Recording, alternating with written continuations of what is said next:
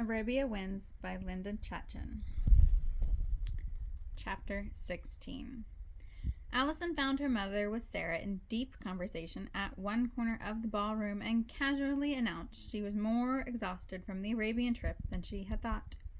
Since she wasn't in the mood for an Egyptian band playing cymbals and wasn't in the mood for an Egyptian band playing cymbals and drums, she was going home for a sound night's sleep. Her mother offered to leave with her, but Beth would have been tremendously disappointed, and since neither of them wished to lower the curtain on Beth's first charity ball after only the first 4 dances, Allison insisted she would just as soon go without them. "I'm not up for this dreadful music myself," said Sarah, wincing toward the band, knowing Rex. "He'll be only too glad to slip away. We'll give you a ride home. Now, where did he go?" She looked about, probably smoking one of the Brigadier's dreadful cigars and discussing the polo game. That Major Holden was classy today, I'm told. I don't see him anywhere, either. Oh, dear, isn't that Cynthia Walsh? Doesn't she look as if someone put hot vinegar in her lemon slush? "Don't bother with me. I'll just hire a driver," said Allison quickly, wanting to avoid Cynthia. "Enjoy yourself, Mother. Good night." Leaning to give her mother a quick kiss, Allison gathered up her silk wrap and handbag from the chair. "Good night, Sarah. I'll be in touch about Luxor. "You do look wan," said Eleanor. "Take a sleeping draught and don't get up for breakfast. I'll have Zuleika bring you a tray." "You're spoiling me. Aunt Lydia expects me to be up with the egrets." Egrets. Yeah. Allison left through a side door where a number of caleesh waited, hoping for business. When she arrived in front of the house, she paid the driver and walked past the Persian lilacs and banana trees to the front door as the sound of the horse and wheels faded into the night. Using her key, she entered the lighted entryway, half expecting to be greeted by Zuleika, who usually waited up for them until they retired. I see something. But Zuleika must have gone to bed, for stillness hung in the rooms, though several dim lights were on. Then she remembered that Zuleika didn't expect them home until after midnight. She had asked permission to visit her sister, whose husband worked at the docks. Allison shut the door behind her, locking it. She could use a cup of tea, but would forego it since she was eager to sort through Leia's papers and read the letter from Professor Jamal. How odd how he had said he had never been to the Drobless Expedition House. She removed her long silk wrap as she walked to the stairs, her slippers clicking on the polished wood like an intruder. Zuleika had left the light burning on at the top of the stairway, and Allison started to climb the steps when she noticed the hall table contained mail. The post must have been delivered late, since Allison had checked earlier that afternoon. Zuleika probably left it there before going to visit her sister. Allison hastily skimmed through a few circulars, some bills belonging to her mother, and a letter for Beth from a friend in Cairo. Just as Allison was about to lay them aside and hurry up to her room to the small box that held Leia's papers, a letter posted from Luxor winked up at her. It was a letter from Aunt Lydia. Allison rushed up the steps and down the dim hall to her room, opening the door and switching on the light as she entered. Tossing off her slippers and pulling off her earrings, she went to the chair beside the table with the crystal lamp. Turning it on, she sat down to indulge in Lydia's latest news from the Mercy. But the message was brief, which was unlike Lydia. Allison held a breath to the lamp to read the light-colored ink. "Dear Allison, I'm in a hurry to post this before the boat leaves, so excuse my haste. The medical supplies haven't arrived, and after rechecking with Arlington, the consul down the Nile, he insists I left him orders to send the goods to the residency at Cairo. I don't recall doing this. Do you? When the crates arrived a week ago, Arlington took extra pains to have them sent at once to Lower Egypt. He was so offended that I should question what he had done that I didn't have the heart to argue with him. He suffered from the jitters and a weak stomach, which I've been treating, and I didn't want to provoke an attack. The supplies are waiting in Cairo. Can you come and bring them at once? The threat of an epidemic grows with the passing days. You will need to rent a felucca and leave from Cairo. Do come as quickly as you can. Tell Sister Eleanor I shall make up to her for stealing you away so soon after your vacation in Carchemish. You can tell me about it when you arrive. We have some new archaeologists from France, the most hideous in manner we've come up against. They informed me I had to move the Mercy farther down the Nile because I was attracting too many Fahalan, which were interrupting their work. When you get here, you have a package waiting.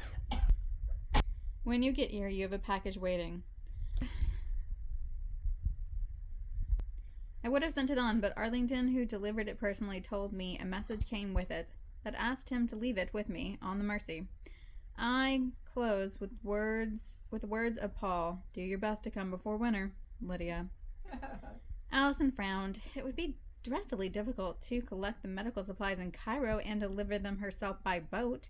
Whatever gave Mr. Arlington the notion that Aunt Lydia had told him to send it downriver? Now she must leave Port Said as soon as possible.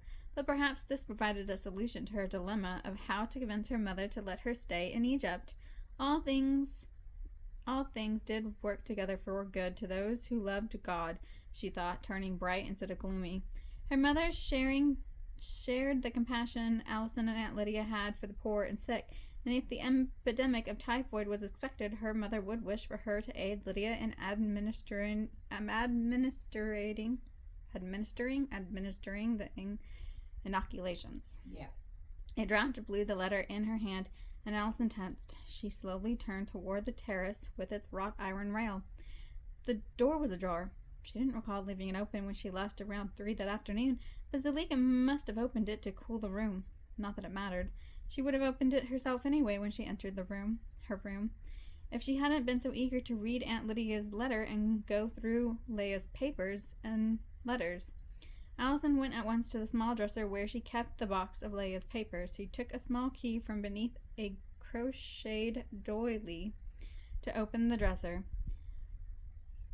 Lifting out the box, she carried it to the bed where she emptied the contents onto the satin spread. A sound like a creak in the hall floor outside her room brought her up with a start. She stood staring, her eyes fixed on the open latch. She listened. There the noise was again. Her heart pounded. Swiftly she stuffed the papers back into the box, her fingers trembling, and as quiet as possible slipped the box under her bed. Then noiselessly she crossed the floor, switched off the light, and hurried barefoot to the terrace, pulling open the door and stepping out. The night wrapped around her with suffocating stillness, starlight spilling from the blackness above. She went to the rail, bending over to look down into the garden. Zuleika had left the lanterns glowing, and golden light fell across the paving stones. A flight of outer steps led down. She took them now, quickly, careful not to trip on the hem of her ball gown. She was prepared to run through the garden, out the gate, into the street when someone walked through, jacket slung over his shoulder. She froze, then said breathlessly, "Brett." He did not appear to hear her, but then she remembered his training and taught him not to give anything away by his actions. He walked forward into the garden and out of the lantern light. When he was concealed, he said quietly, "Allison?" The next moment she grasped him so tightly she might have been strangling him, but he took it patiently enough. She half expected a light remark about her ardent greeting, but he must have sensed something was wrong. His voice was quiet and calm. She could feel the unhurried beat of his heart. "Someone in the house?" She nodded. "See who it was?" She shook her head, still unashamedly holding him. He may have a gun. So do I. She realized to her own comfort that he could be dangerous. Unlike her, he could afford to be confident and unafraid. "Where is he now? Do you know?" "In the hall outside my bedroom. There was no lock, and so I came out through the terrace. There are steps." "And he's still there.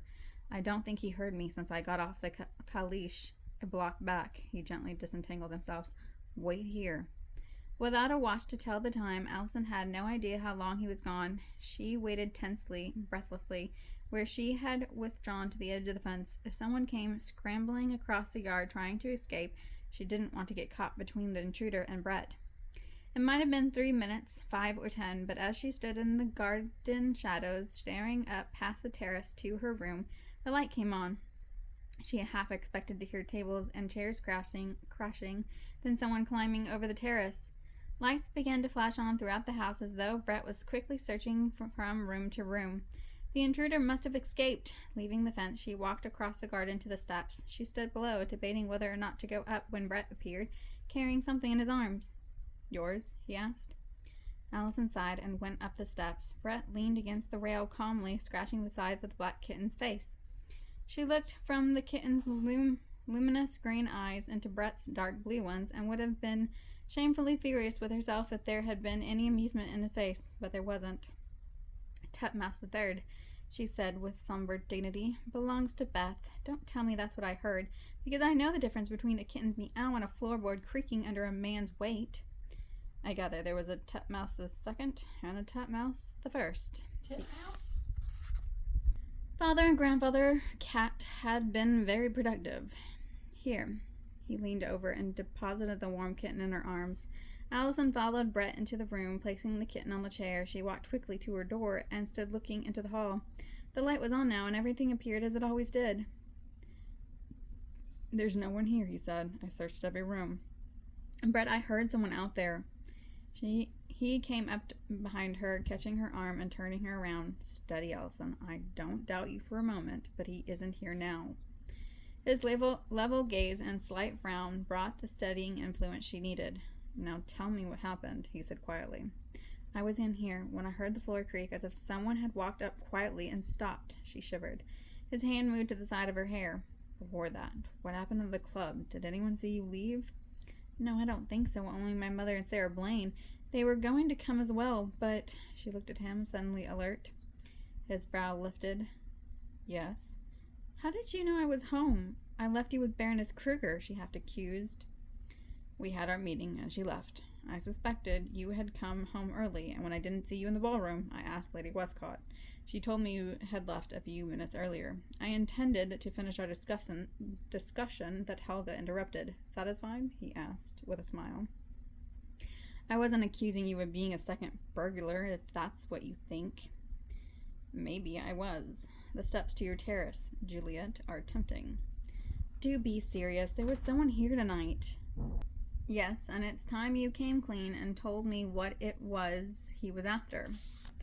She looked at him. "What makes you think he was after something?" He watched her soberly. "If it was the same thing that Leia had, and he thought you knew where it was, I'd pack your bag myself and put you on the first boat to England." She smiled for the first time.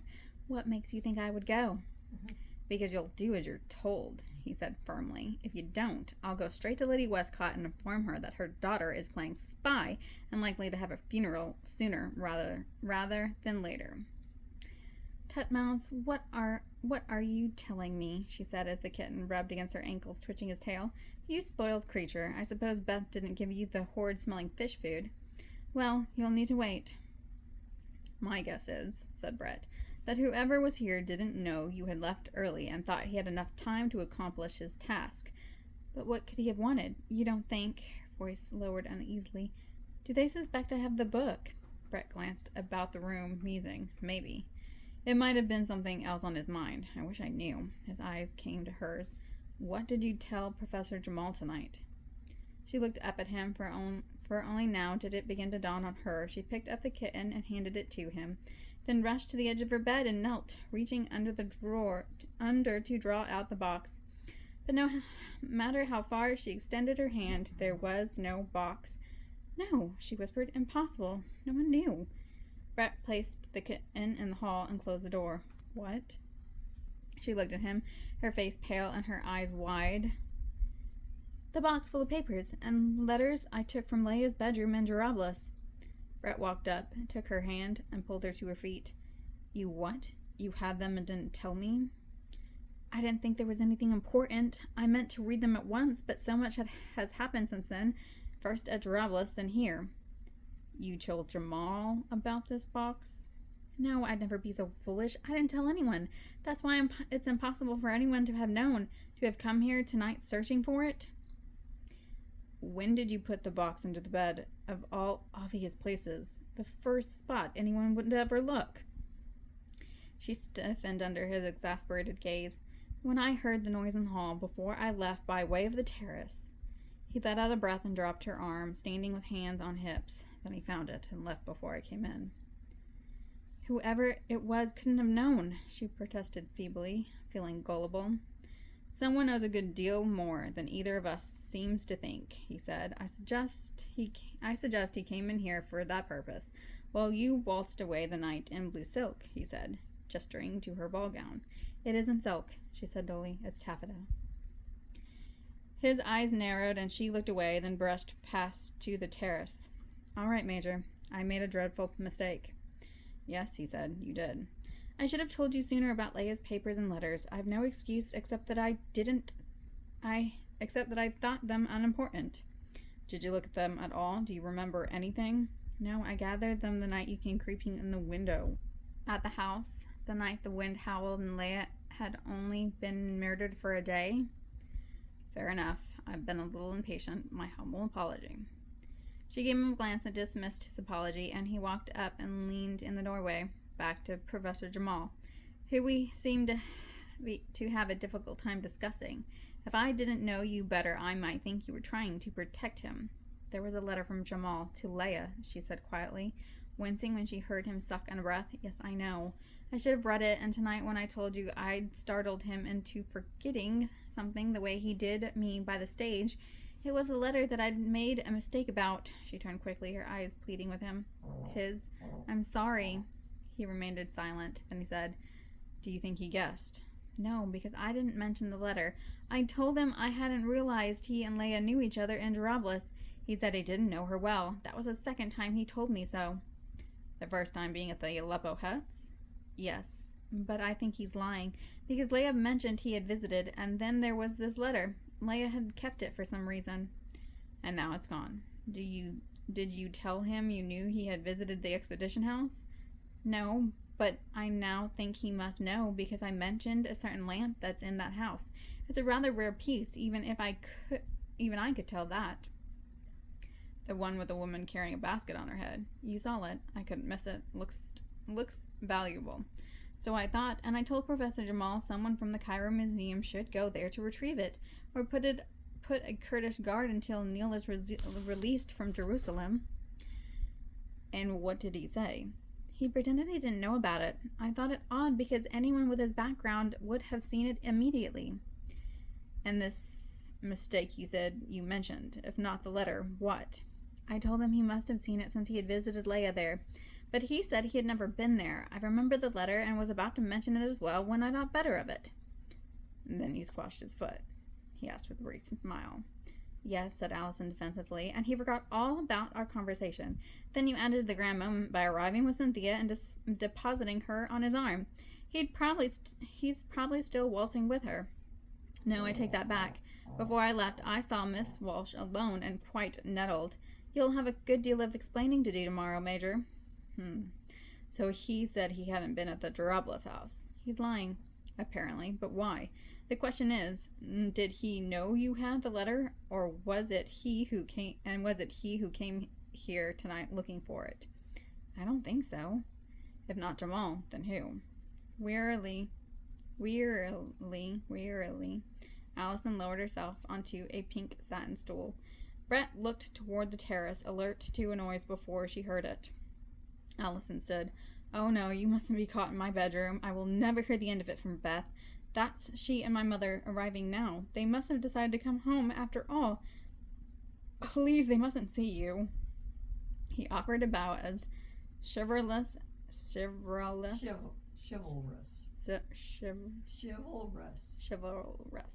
Yeah. Chivalrous. As an English cavalier. I shall escape by way of the terrace, Lady Allison. Anything, beloved, to save your reputation and my neck. Allison rushed to lower the lights, then followed him to the terrace. They waited in the starlight until the voices of her mother and Beth disappeared behind the front door. It's safe now, she said. Remember, be careful. Don't say anything about the intruder tonight. The more this gets around, the more difficult it will be to keep a lid on it. Whoever it was got what he wanted, so he won't be back. Then he took hold of her forearm, holding her gaze. In the starlight, Allison felt a compelling tug on her heart and wanted to pull away. Go with your mother to Bombay, he said evenly. Leave all this mess to me, will you? No, Major, I can't. I don't want to leave. Even if I could, I couldn't do so now. I couldn't do so, not now. What do you mean, not now? After everything that's happened, especially tonight. Haven't you risked enough? Risked enough? I received a letter from Aunt Lydia tonight, she explained to him about the medical supplies. I have to go to Luxor. She needs those supplies. If I promised to have the supplies delivered, would you be on that ship with your mother and sister? She smiled softly. No, I'm leaving for Cairo as soon as I explain matters to my family. His mouth turned down and his grip relaxed. Without any doubt, you are the most frustrating young woman I've ever encountered, but also the most intriguing. She was still hesitating and had not yet pulled her arms away, standing with him on the terrace in the warm Egyptian starlit night was enough to awaken her to other dangers.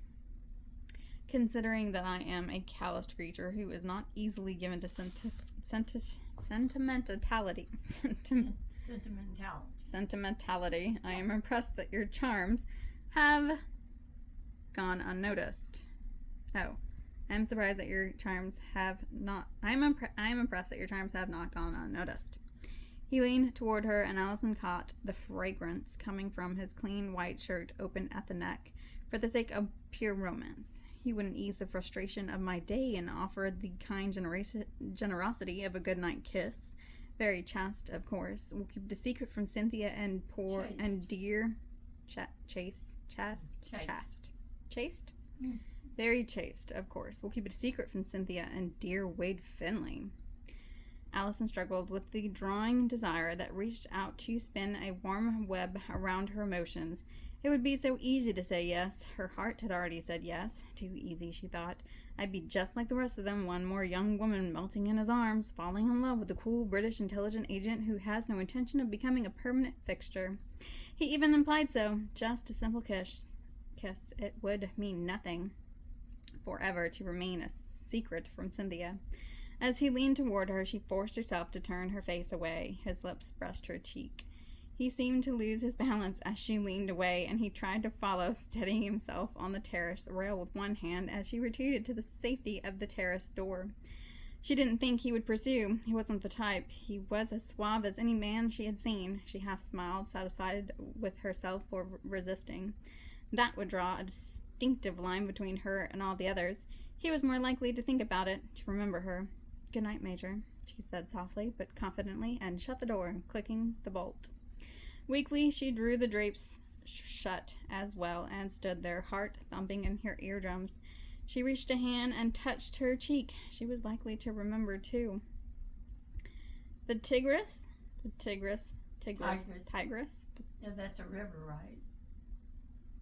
This is a boat, but I suppose it would be named the same. Okay, yeah. The Tigris set sail for Bombay on the morning of July 15, and Allison bid her mother and Beth goodbye amid embraces. Amid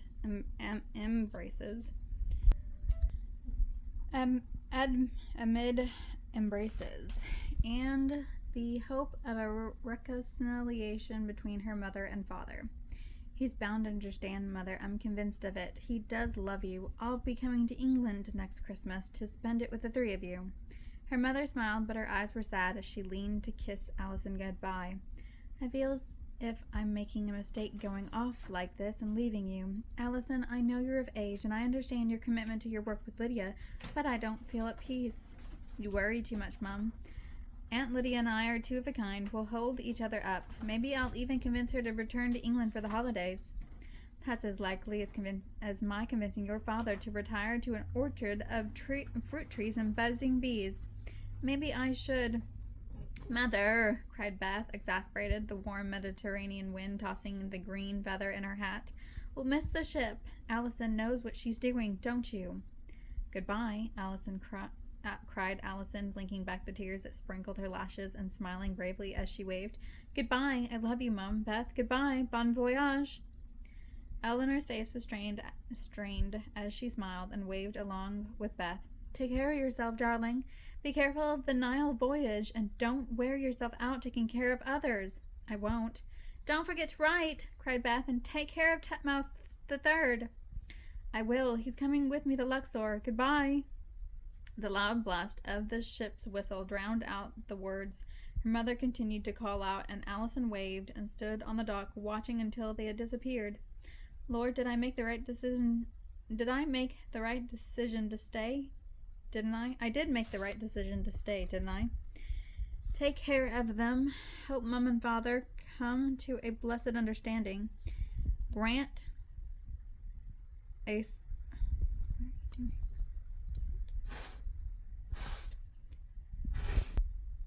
safe voyage to Bombay and home to England.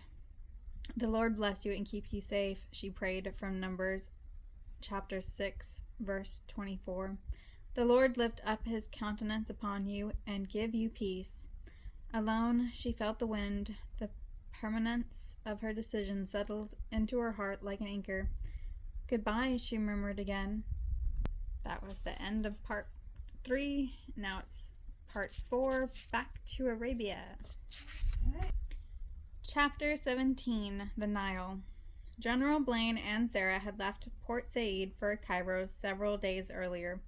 Allison, who was still at the family residence arranging for her stay with Aunt Lydia in Luxor, received a message by post from Sarah.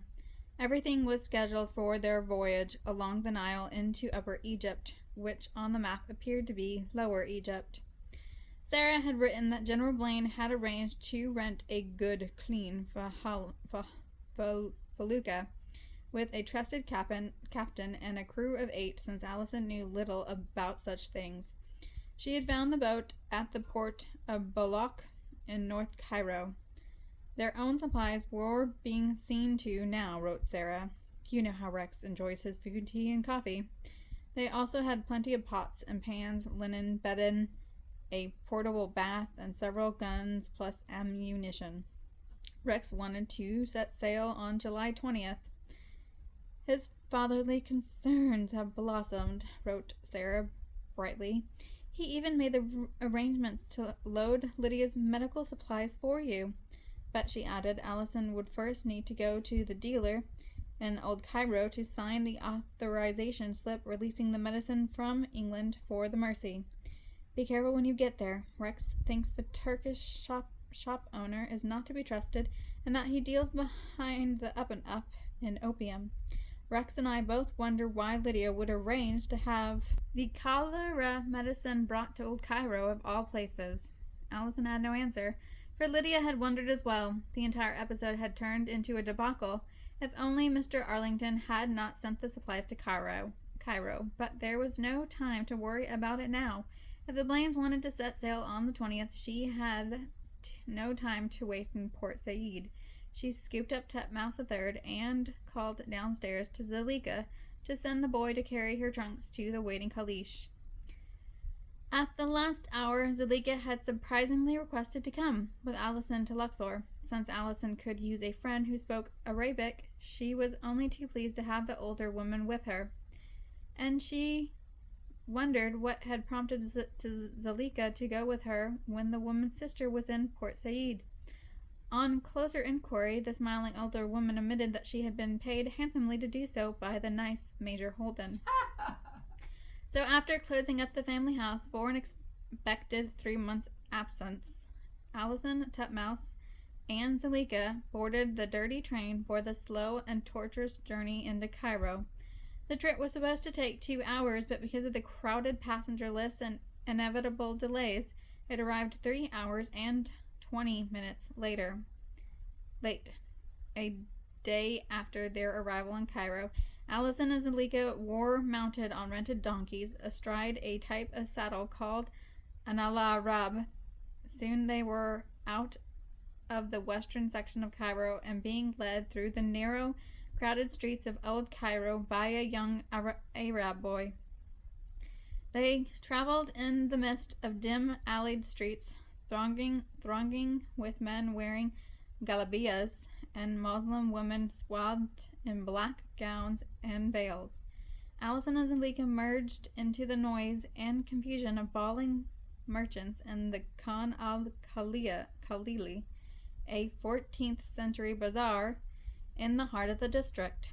Old Cairo bustled with rich merchants, poor peasants, and beggars, with goats, and donkeys, with bazaar offering fancy silk and cheap cotton, and with open-air coffee houses and street vendors selling water from a bronze communal cup. Far beyond Cairo, the vastness of the golden desert stretched toward an endless horizon. Allison heard the high twanging voice of the muezzin echoing with what she believed to be a forlorn cry to Muhammad's God, Allah. In her mind, the cry was little different than the priest of Baal contesting Elijah's Yahweh. The muezzin's echoing cry had much the same effect. The myriad Muslims following the self-proclaimed prophet Muhammad went down on their foreheads, which were flattened from years of dedicated religious contact with the floors of the ancient mosques. No one could accuse a Muslim of not being more dedicated to prayer than many Christians, but was it enough? Allison thought of what the Apostle Paul had said of the Jews. They have a zeal for God, but not according to knowledge. Yep. Man's religion, ever since Cain and Abel's time, had been unacceptable to God, mused Allison. Sinful men could never be cleansed by bringing him their own good works. We must come to God in the one way that Abel's offering foreshadowed and John the Baptist introduced, through the Lamb of God that taketh away the sin of the world.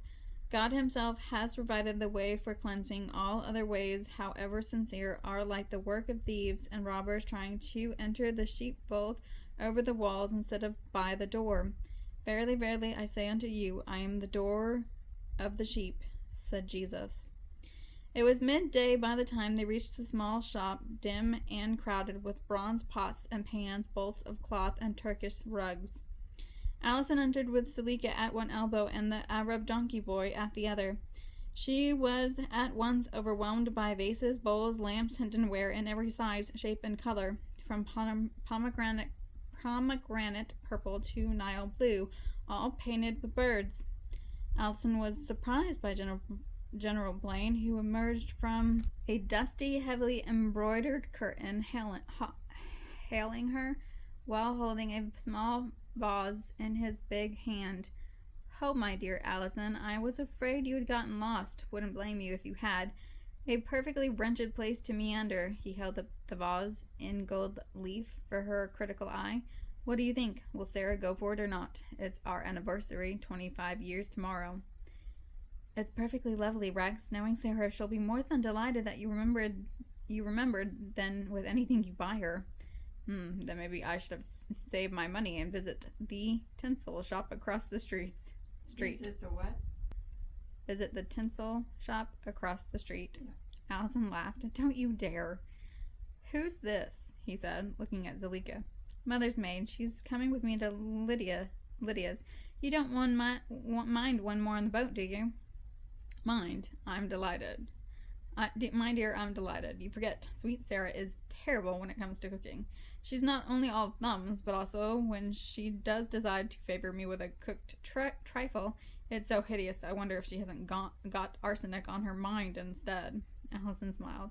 "If she heard you say that." "Aha, but she didn't. And you, my demure little godchild, aren't telling on Uncle Rex. We could use a good cook. What's this?" His bushy brow shot up. "Good grief, we're being invaded."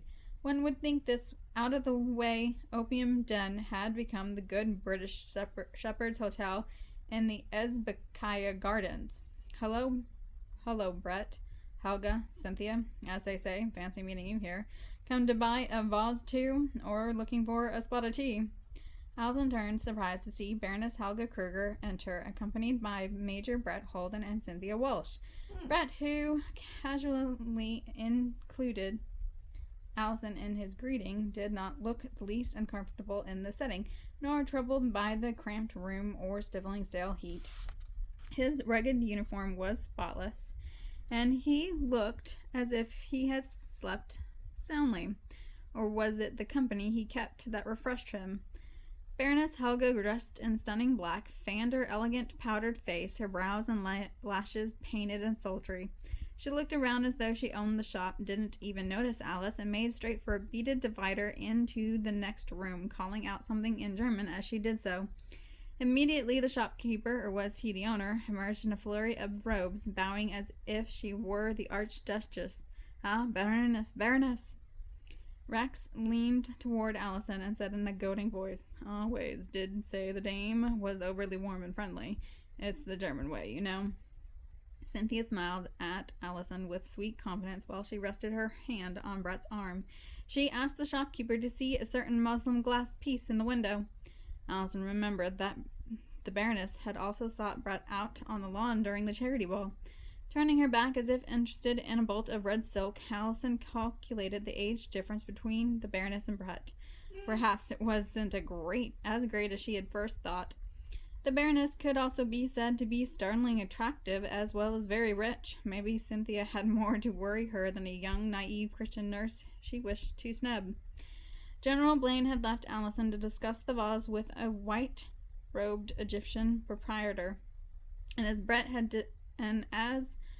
disappeared behind the beaded curtain to where the Baroness had gone a minute earlier, Allison found herself temporarily alone, a little perturbed over finding Brett in the company of two women, and eager to sign for Aunt Lydia's crates and leave. She saw another archway that went down a step into an even larger storeroom. There, a handful of workers were busy unloading boxes and crates. She went in search of a proprietor. It seemed everyone had disappeared, even Zelika. The storeroom, dim and stifling, was empty. "Hello? Anyone in here?" She walked ahead. The wood shutters were barred, so no fresh air or light could enter, except what came through some high, narrow windows. Suddenly she was uneasy, as though unfriendly eyes watched her from the shadows of stacked crates. Allison stopped. She could hear muffled voices coming from the main rooms of the shop. Then she heard a step behind her. She whirled, tensed, but it was Brett. He glanced back over his shoulder, and evidently seeing the others occupied, he walked swiftly toward her, taking hold of her arm. "What are you doing here alone?" he asked in an exasperated whisper. "I came for Aunt's supplies, if you must know," and she added, because she was a trifle irritated when thinking of the two attractive females accompanying him, "I don't see that it necessarily concerns you. I'm quite able to take care of myself." "I'll remind you of that the next time Titmouse sneaks about the house creaking the floorboards. It wasn't the kitten I heard that night, and you know it." "My point exactly. I'd feel a lot happier about it if you didn't wander about Cairo behind darkened crates and dusty curtains. I suppose Lady Westcott and Beth have sailed, and that's why you're free." I don't see what puts you in such a concerned mood this afternoon. After all, Major," she said meaningfully, "isn't escorting two women about Cairo enough for one day?" His eyes narrowed with a hard flicker of impatience, and he glanced back toward the archway. "I knew you were coming here. Is your aunt a bit batty sending medicine to a place like this? Aunt Lydia is as sharp as a thorn, and she doesn't make mistakes." Then suppose you explain this." "I can't. I mean, I don't have the answer myself." "Do you know what this place is?" "I have an idea," she said, her mood changing to unease and meekness. "But I had to come to sign for the medicine. General Blaine tried to handle it for me, but the proprietor wouldn't permit it. What about you? If you knew what this place was, why are you escorting the Baroness? She behaves as if she owns it." "She does," he said bluntly. "What?" I thought I remembered that. "Hush," said Brett. "I'll explain later." He stopped abruptly. Casually turning to face the archway, he placed his hand firmly on Allison's arm and led her forward toward the main storeroom. "As I was saying, Miss Westcott, the Baroness and Miss Walsh would like a Nile voyage to Luxor to see the Valley of the Kings, so if you're certain your aunt won't mind, we'll be coming down in a week or so." There you are, Allison," said General Blaine, standing in the archway. "Don't wander off, my dear. Hello, Brett. Coming to Luxor, are you?" "What's a trip from England without seeing the pyramids? This is Miss Walsh's first visit to Egypt." Allison stood, trying to appear at ease, as though Brett had actually been discussing a trip to Luxor with her. The crates are loaded. All you need to do is sign." "The crates are loaded. All you need to do is sign," said Rex. The sooner we escape this den of ill odors and suffocation, the sooner we can lunch at Azbekaya's garden before Ezbekiah Azbeka's garden before we set sail. Sarah's waiting there now. Yes, I'm coming, Rex. As she went up the steps to enter the shop, Brett held her back a moment. Stay close to Sarah, will you? When you get to Luxor, don't leave the boat until I arrive. Then you're actually coming. Yes, but not with the women. I'll have some excuse when I arrive. Do you expect to volunteer to help inoculate the children? She asked with a smile. Maybe. Just be careful. I need to have a good look through those medical crates before you leave. Here? Now? But why? Thinking of something to convince the proprietor to open them. Anything. Even if you accuse someone of thievery. She looked at him confused, but his gravity convinced her. Tell him anything. A crate is missing. But why? What are you looking for? He glanced toward a main shop to make certain no one was listening. A certain book. She was startled. Her eyes searched his. You mean what? But Brett's hands went swiftly to her mouth. There's too much sudden interest in Lydia's supplies.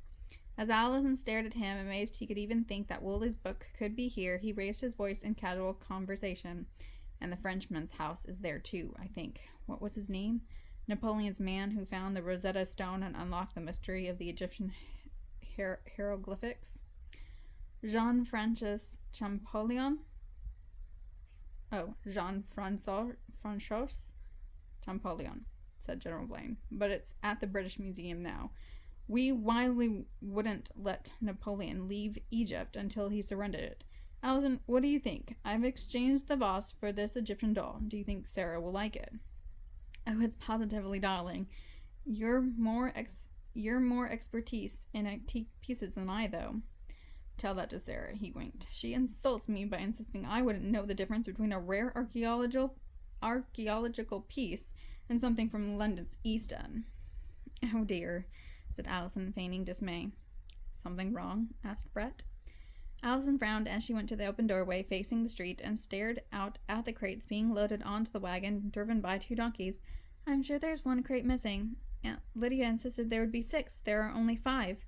Looks like enough medicine to inoculate Pharaoh's army, or did they all drown in the Red Sea? Said General Blaine.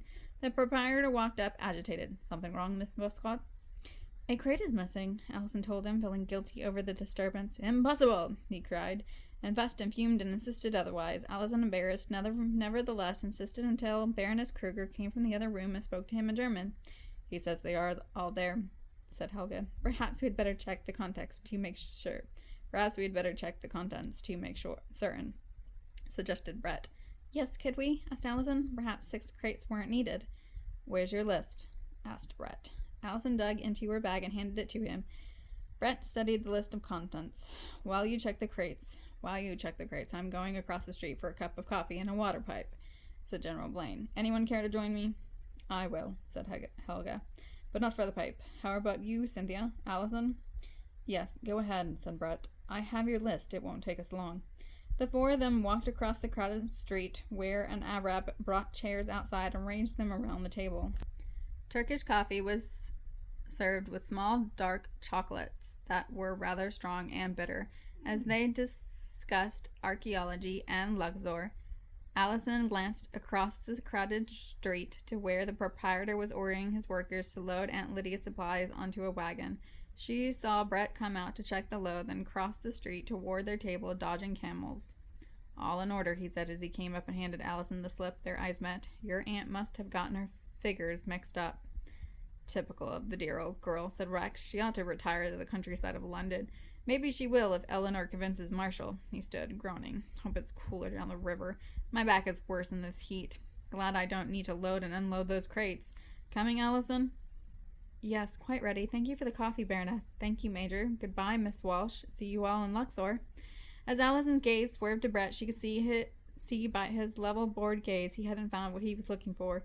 He reached over and lifted Cynthia's untouched coffee cup and finished it. Allison felt a dart of irritation. Later that afternoon, when she boarded the felucca with...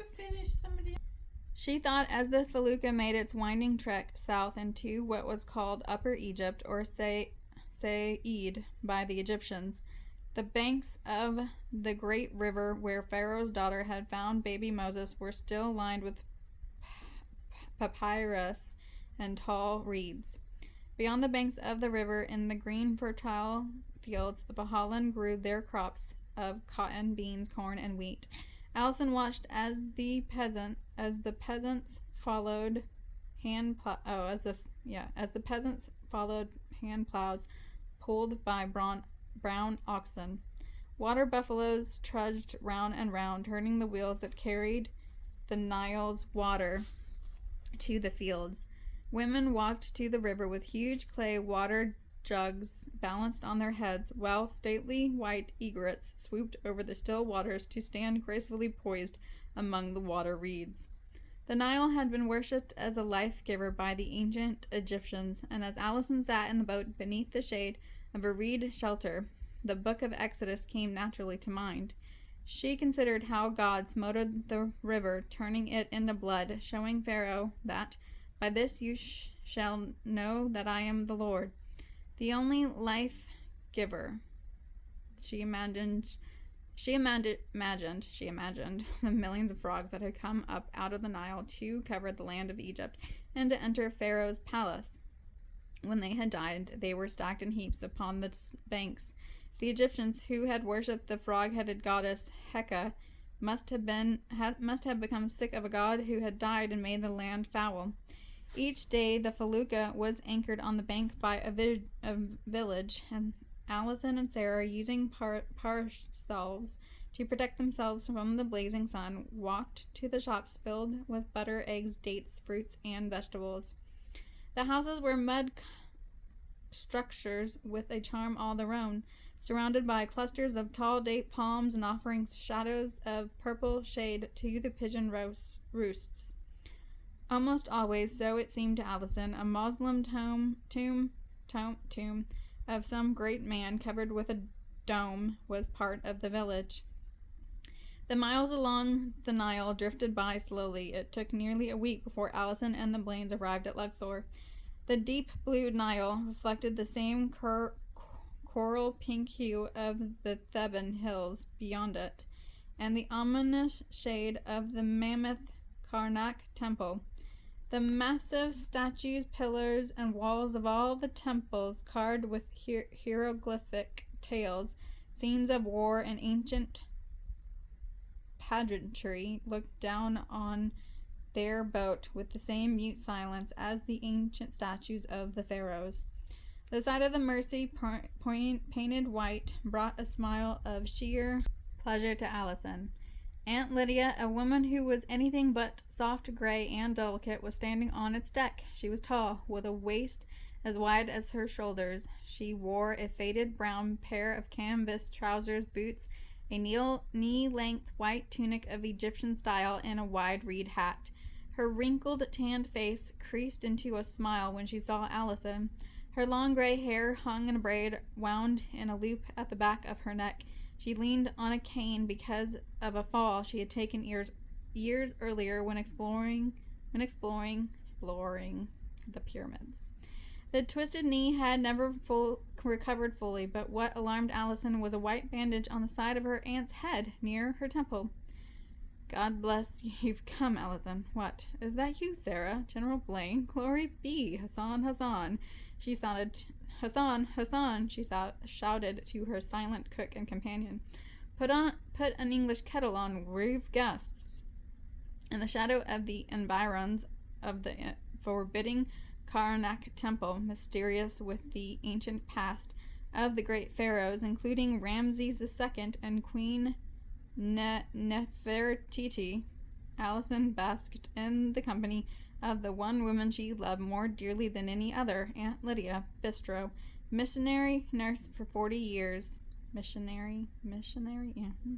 She referred to God as my hope, my true shepherd, he who has never failed me all these hard and difficult years, but who supported me in both heat and cold and in the lonely night on my bunk and amid suspicious villagers, crocodiles, and water vipers. Allison embraced her aunt.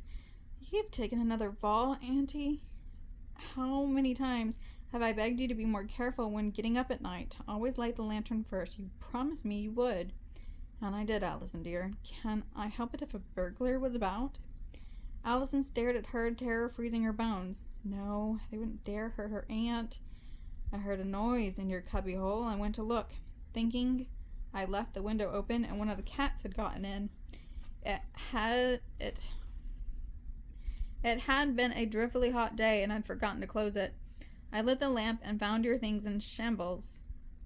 Your books spread all over the bed. I realized it couldn't be one of the cats, but I didn't have a chance to see who it was because just then I was struck on the head. How positively beastly, cried Sarah indignantly when Allison didn't move. You notified the British consul, of course? Asked General Blaine. Arlington, isn't it? Hassan took care of things for me. I confess at my age the blow put me quite out of commission for several days. I nursed myself well enough. Are you sure you can trust this Hassan? Asked Rex crossly, his tone doubting. Hassan? Explicitly. We're of the consensus it was some local thinking I'd gone with Hassan into Luxor to shop and spend the night. The ship is valuable. It's never mattered before, but I may need to hire a guard. What were they after? Medicine? He asked. They couldn't have been because they didn't touch it. Money or items to sell to the antique dealers were probably more like it. They were disappointed, though. Why would you say that? Asked Allison, finding her voice for the first time. Because they didn't touch a thing. They didn't take a thing. No one seemed to notice that Allison had become silent. Nothing was taken, and yet her room had been searched, especially her books. Why the books? She was sure the intruder had not been a local thief, but someone hoping to find the book Leia had not taken with her to meet Neil. But what would make them think the book might be on the Mercy? Leia had never been on the ship, nor had Allison been aboard since the archaeology club met at Aleppo. She was deeply troubled. It was one thing to place her own life in danger, but quite another to involve someone like Aunt Lydia. The severe blow might have killed a woman of her age, she thought angrily. She shivered. If she had any doubt about the kind of individuals they were up against, she had her answer now, and it was frightening. Indeed, it was one thing for the enemy to kill the British agent acting as Major Reuter, and though a woman, Leia had been working for the British cause and knew the risks involved. Aunt Lydia was another matter.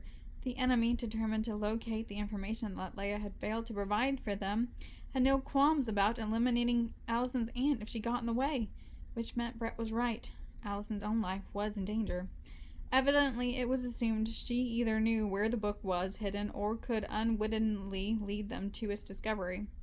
Something I must not do, she determined, no matter the cost to myself. They hadn't found what they wanted in her things, but could she be certain they wouldn't be back, or would her arrival bring more danger to Aunt Lydia? Perhaps she shouldn't have come after all. She could return at once to Cairo, but how could she explain her strange action to her aunt and the Blaines? She thought of Brett, more anxious than ever for his arrival, yet he wouldn't be in Luxor for at least a week. She could go to the consul and wire Brett at Cairo Intelligence, telling him about the suspicious attack on her aunt and the search of her own cabin. Brett was wise enough to guess at once what it was about, and the risk of unveiling his identity to the enemy was great too. It was common knowledge that little remained private over the wires in this part of the territory, with Europe on the brink of war and Arabia a hotbed of spies and intrigue. Her father had commented that wires sent from India to Egypt might as well be printed in the daily newspaper, since the wires were open to scrutiny by many eyes. Received messages were passed from hand to hand, easily read by anyone of unfriendly loyalties. No, thought Allison, I can do nothing now. Informing Brett about what had happened would alert the other side that he was the agent who had been sent to Aleppo in response to Neil's mayday. The enemy would be pleased to know who had been Reuter and Neil's superior. To kill someone higher up would be deemed a far greater accomplishment than removing Leia. Allison must wait. Later that warm evening they dined on the deck of the Mercy. General Blaine was not disappointed by the supper beneath the stars with the background of the mammoth stone kings. Aunt Lydia's serving man, Hassan, prepared a feast fit for Ramses. Roasted leg of lamb stuffed with green pistachio nuts and dates, sweet meat sticky with honey, fresh warm bread, bowls of black olives, chunks of feta cheese, cucumbers, slices of peeled melons, and dates with chopped almonds. It was followed by coffee, tea, and goat's milk, which General Blaine shuddered to drink warm. He later emerged from the felucca with a bottle of wine. Everyone else refused to partake, but he settled back in his wicker deck chair and groaned with satisfaction. My back feels better already, Lydia. I can see Sarah and I are going to be delightfully happy here until Major Holden arrives with that beastly German wench Helga. Rex, gasped Sarah, embarrassed and in front of Lydia. Nonsense, he said. Dear Lydia has already met the Baroness and quite knows how dreadful the woman is. Hand me another sweet cake, Allison. That's a good girl. Any ghost at night, Lydia? Dear, from Ramses or Tutmouse, the 4th or 5th? Don't be obtuse, Rex, my boy, said Lydia. The only ghost prowling Karnak temple are a few wild beasts and birds. They do make an awful howling sometimes. Ask Allison, it's enough to give me, even me, a fright. I was hoping for a good night's sleep, said Allison. Let's not talk of it. Where do you plan to sleep, Allison? Aboard the Mercy. I'm home at last. I've my little cubbyhole again, don't I, Aunt Lydia, darling? Assuredly, and I have it all ready for you. I'll put Zeliko aboard, too. And be sure to confiscate the yowling kitten, said General Blaine to Allison. He jumped on my face last night, and I awoke fearing the Egyptian curse after all. Yes, of course I will. I'll get him now, and my bags. When do you want to load the medicine crates, Lydia? In the morning, dear. We're all tired now, and Hassan always goes into Luxor village at night and comes early in the morning on his own smaller boat. We'll need his help. He cooks on his boat and has it all done when he arrives. Hear that, Rex? She teased. We'll have breakfast sent to your boat by 7 o'clock. She went to the rail and called after Allison. We begin inoculations in the village on Sunday. Thank God you've come in time. So far, no outbreak in this far south, but cases are reported farther toward Aswan. The next morning, the Egyptian sun cast a path of fire across the Nile.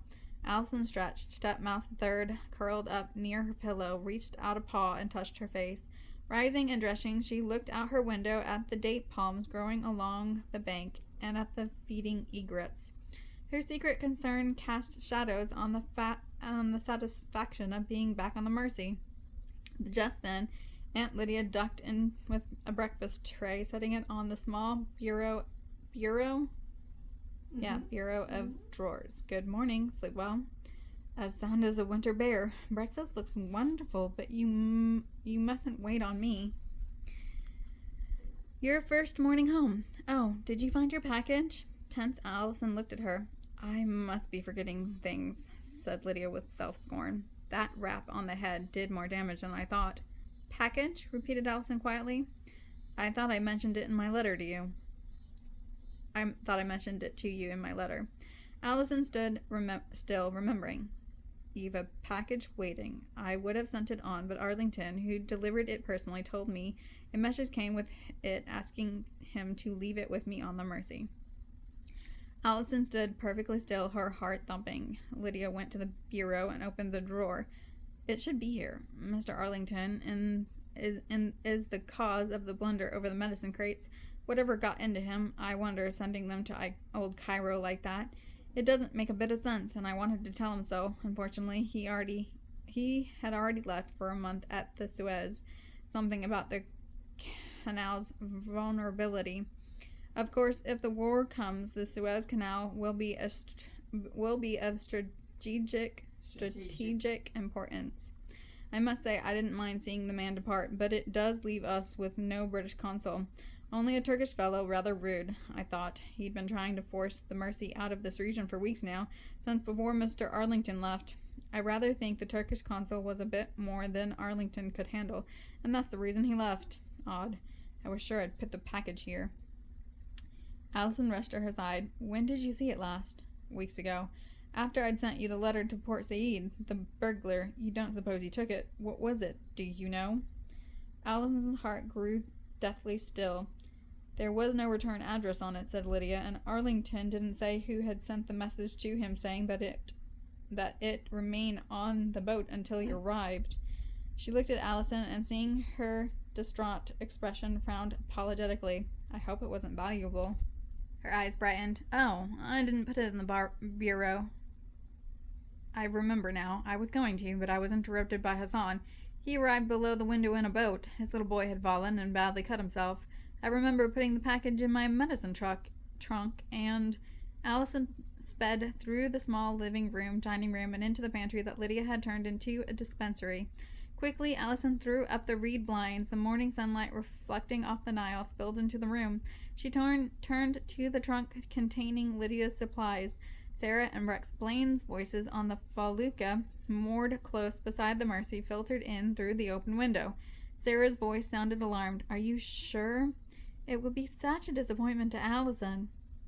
Allison wasn't paying attention, but called to Aunt Lydia to bring the key to the trunk. Lydia, carrying the key on a chain at her waist, unlocked the trunk. Allison's anxious gaze skimmed the bandages, bottles, and boxes until her aunt lifted a small wrapped package and handed it to her victoriously. There, we foiled the burglar after all. Looks to be the size of a piece of jewelry. Perhaps it's from Wade Finley. Her eyes twinkled. A ring, perhaps. Allison's hopes crashed. She didn't hear the footsteps in the dining room and stood holding the package, staring at it. Sarah's voice called, Allison, Lydia. Allison and Lydia walked into the dining room, where Sarah stood by the table, a piece of paper in her hand. It seems the burglar wasn't trouble enough. It's for you, Allison. You received a wire from Cairo. Unpleasant news. What is it? Asked Allison uneasily. Sarah handed her the paper. Major Brett Holden has met with a terrible accident in Cairo. Chapter 18. Brett injured and in the military hospital? The news caused the breath to go out of Allison, and she lowered herself into a chair at the table. No, not Brett. Please, Lord, not Brett. Her hand shook as she stared at the wire from Cairo. Who is Brett Holden? Asked Lydia, noting Allison's concern and frowning her own response. Allison couldn't answer, but sat clutching the wire. A British major, said Sarah quietly. He had become rather friendly with Allison. The Lady Walsh seemed to take it for granted that her niece Cynthia would marry him. What happened? Asked Lydia, frowning and touching her bruised head as though her accident was somehow linked with the major's. Allison read the wire first to herself, then aloud to Lydia. Allison, I won't make it to Luxor after all. I've met with a small accident, nothing serious, but it will lay me up for a few weeks. Major B. Holden, Cairo office. Sarah sighed. Too bad indeed. The major is an interesting man. I don't blame you if you're attracted to him, Allison, but play it safe. You know about Cynthia, and a more determined young woman I've yet to meet. Well, she said as her thoughts moved on, there goes our holiday expedition out to Karnak Temple and the Valley of the Kings. Looks like we'll need to be satisfied with Professor Jamal and the Baroness for company. I doubt now if Cynthia and Lady Walsh come to Luxor. They'll want to be near Brett in the hospital. There's nothing like sweet sympathy to woo a hurting man, you know. What's that? Asked General Blaine from behind them in the living room doorway. He was dressed in expedition canvas and looking pleased with himself. Are you interested in giving me a back massage, Sarah? He groaned with exaggeration. Good morning, Rex, said Lydia jovially. Have you had enough breakfast? There's more in the kitchen, and I'll put on another pot of tea. Allison was still holding the wire and sitting thoughtfully at the table. Did you say Professor Jamal was coming up? She asked, keeping her voice non-committal. Committal? Yeah. Even while her heart sank at the prospect. And now, Brett wouldn't be here to protect her. Rex, isn't that what you said? Asked Sarah. He's already here, said General Blaine dourly. The owl-eyed mummy digger must have followed us within a day after we left. Says he's come to meet with some archaeological expedition near Karnak. If it wasn't for his murky mood, I'd think he was moon-smitten over Allison. But the man's so morbid I can't see him falling even for her. Allison was unable to smile. Jamal was here and Brett was injured and in the hospital. He must be seriously wounded, for she couldn't see Major Holden succumbing to a hospital bed for anything but a serious injury.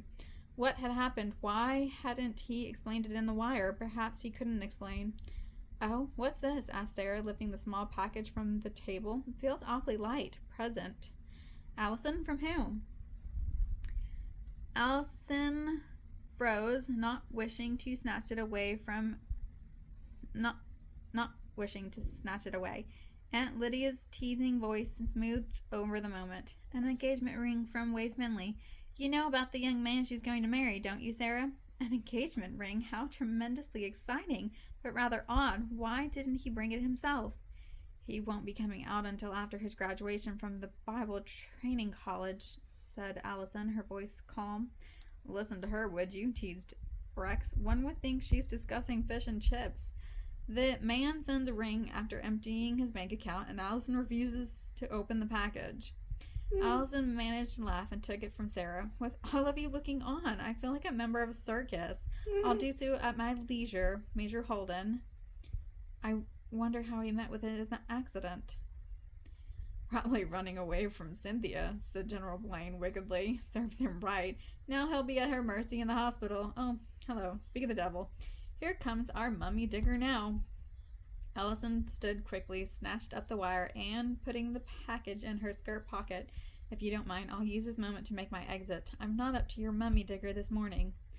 Do hurry, dear, said Sarah. You're coming with us to tour Luxor Temple today, aren't you? We'll be gone all day. I don't think so, Sarah, she called over her shoulder, hastening to escape. I've just gotten home, and there's so much to do today with settling in. The odious burglar tore my room apart. I want to organize my things, then help Lydia unload those medical crates and put them away in the dispensary. Sarah's brows tucked together. That's right, I'd forgotten you had come here to work and not play. Then we'll go with Jamal. No need to abandon Allison, said Rex. We'll stay and help.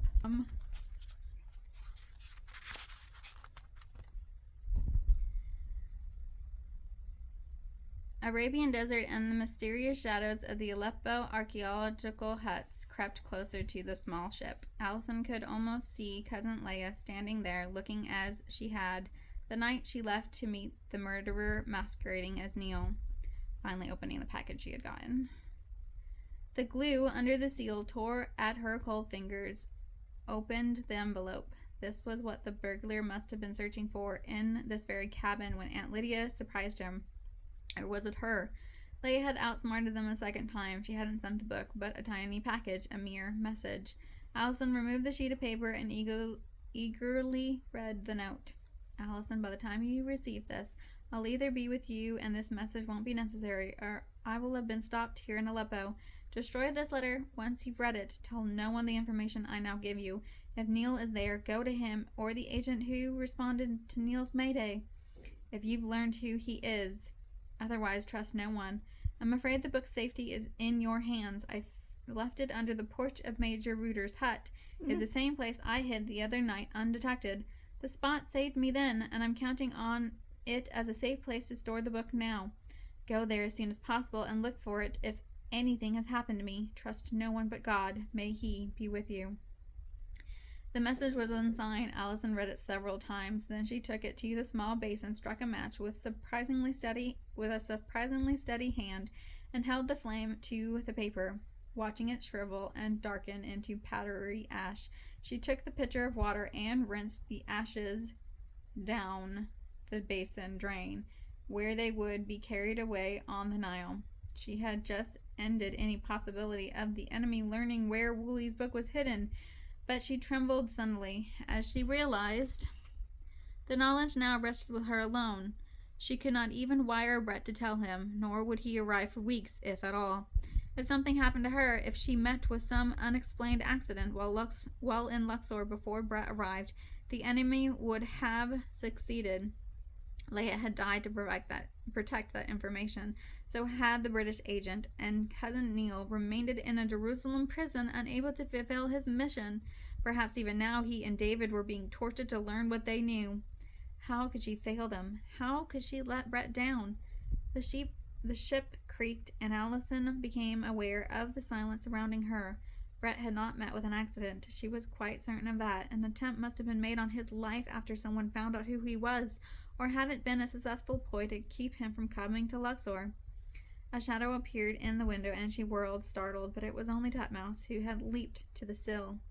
Without Brett, she was alone, vulnerable, and staring danger in the face. Professor Jamal was here, and the Baroness would arrive soon. Mr. Arlington of the British consul was away. Who was the Turkish official that Aunt Lydia had said was so unfriendly? Could he be involved? Who was the man she had seen at the Karnak ruins, when she had gone and then wandered off alone, and someone had been in the shadows, watching her? Allison argued with her own fears until she knew she couldn't simply hide away and pretend it all hadn't happened. If she remained on the Mercy, she would endanger Aunt Lydia, perhaps Sarah and General Blaine too. If she sent a wire to Brett, would it even get through to him? If she did nothing and hid her head in the sand, the enemy would eventually come to her. She must take the initiative before they expected her to act, and perhaps she would catch them off guard. She must go at once back to Aleppo, to the huts, to Major Reuter's porch, and find the book Leia had so carefully hidden. If she didn't, her own accident would be carefully arranged, and then it would be too late. But how could she leave so soon without drawing everyone's attention? She wouldn't make the mistake of hiring a felucca. The railway could take her from Luxor to the Red Sea. She would cross by steamer, then rebound to the Hejaz Railway in the vicinity of Medina. The Hejaz would take her to Damascus and Aleppo. She must be on the train tonight, and she must not let anyone except Aunt Lydia know she was leaving. The book waited under the porch. She could salvage the plans gone awry. Perhaps thousands of lives depended on the book reaching the British government, keeping it out of the hands of the German agents. If she didn't risk her life to get that book to Brett, who would? She thought of Leia's simple grave in Aleppo, with the Arabian winds blowing across it in a lonely, desolate sigh. It seemed the memory of a young woman with blonde hair and a revolver beckoned her to come. "Will you help me?" she had asked that night in the hut. Allison had promised she would. What are families for? And what is patriotism?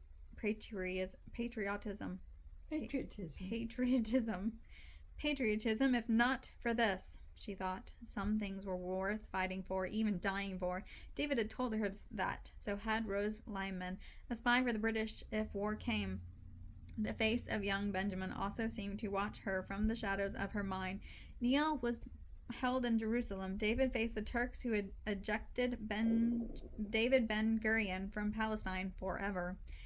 Major Reuter had thought the information important enough to die for, and Brett had risked his life on several occasions. Now it's my turn, she thought. She had just enough time to arrange for the rail, so here she was, back where she had first begun, heading toward the archaeological. No, it's just archaeology. Archaeology digs near Carchemish. Only this time she was alone. No, not alone. The Lord was with her. Perhaps she was called, like Esther, for such a time as this. That is Esther 4:14. Yeah, E-S-T-H-E-R, or E-S-T-H-E-R, yeah. I don't understand, said Aunt Lydia when Allison explained she needed to take a trip. But I know you well enough. Whatever is prompting you to do this must be very important. If you must go, you can trust Hassan to take you upriver to the nearest rail connection. Passage on a steamer can be bought easily to take you to the Gulf of Aqaba. I assume from there you'll take the Hejaz Railway? Yes, Aunt Lydia, it's crucial you don't give my destination away to anyone except Major Brett Holden, and since it's not likely he'll arrive, her voice fell off. Lydia frowned. Does all this have anything to do with the burglary and that package? I'll be betraying friends if I said more, and the less you know, the better. You mustn't worry about me. After what's happened to Leia, I'd be a fool if I didn't. But I see you're bent on your decision to leave. Very well, Allison. Your secret is safe. Your secret is mine. You can depend on my utter silence. When will you leave? As soon as possible, before the others return from Luxor Temple. What of Zalika? Allison hesitated, for she hadn't made up her mind. She trusted the woman who had proven her loyalty these past 10 days, but she didn't dare take her. Was there another way to reach Brett other than sending a wire? If someone could go back to Cairo undetected with a brief message to Brett, it would be Zalika. I'm sending her to Cairo, she said simply. I'll call Hassan to ready his boat. Let me know you're safe as soon as you can. Send me a wire. Allison embraced her aunt tightly, almost as if she would never see Lydia again. I will. When I can, I'll be back to serve on the Mercy. Yep, so they start here, and then she talks about Baghdad, but they don't go there. That's a really cute little map. And then there's Damascus and Jerusalem.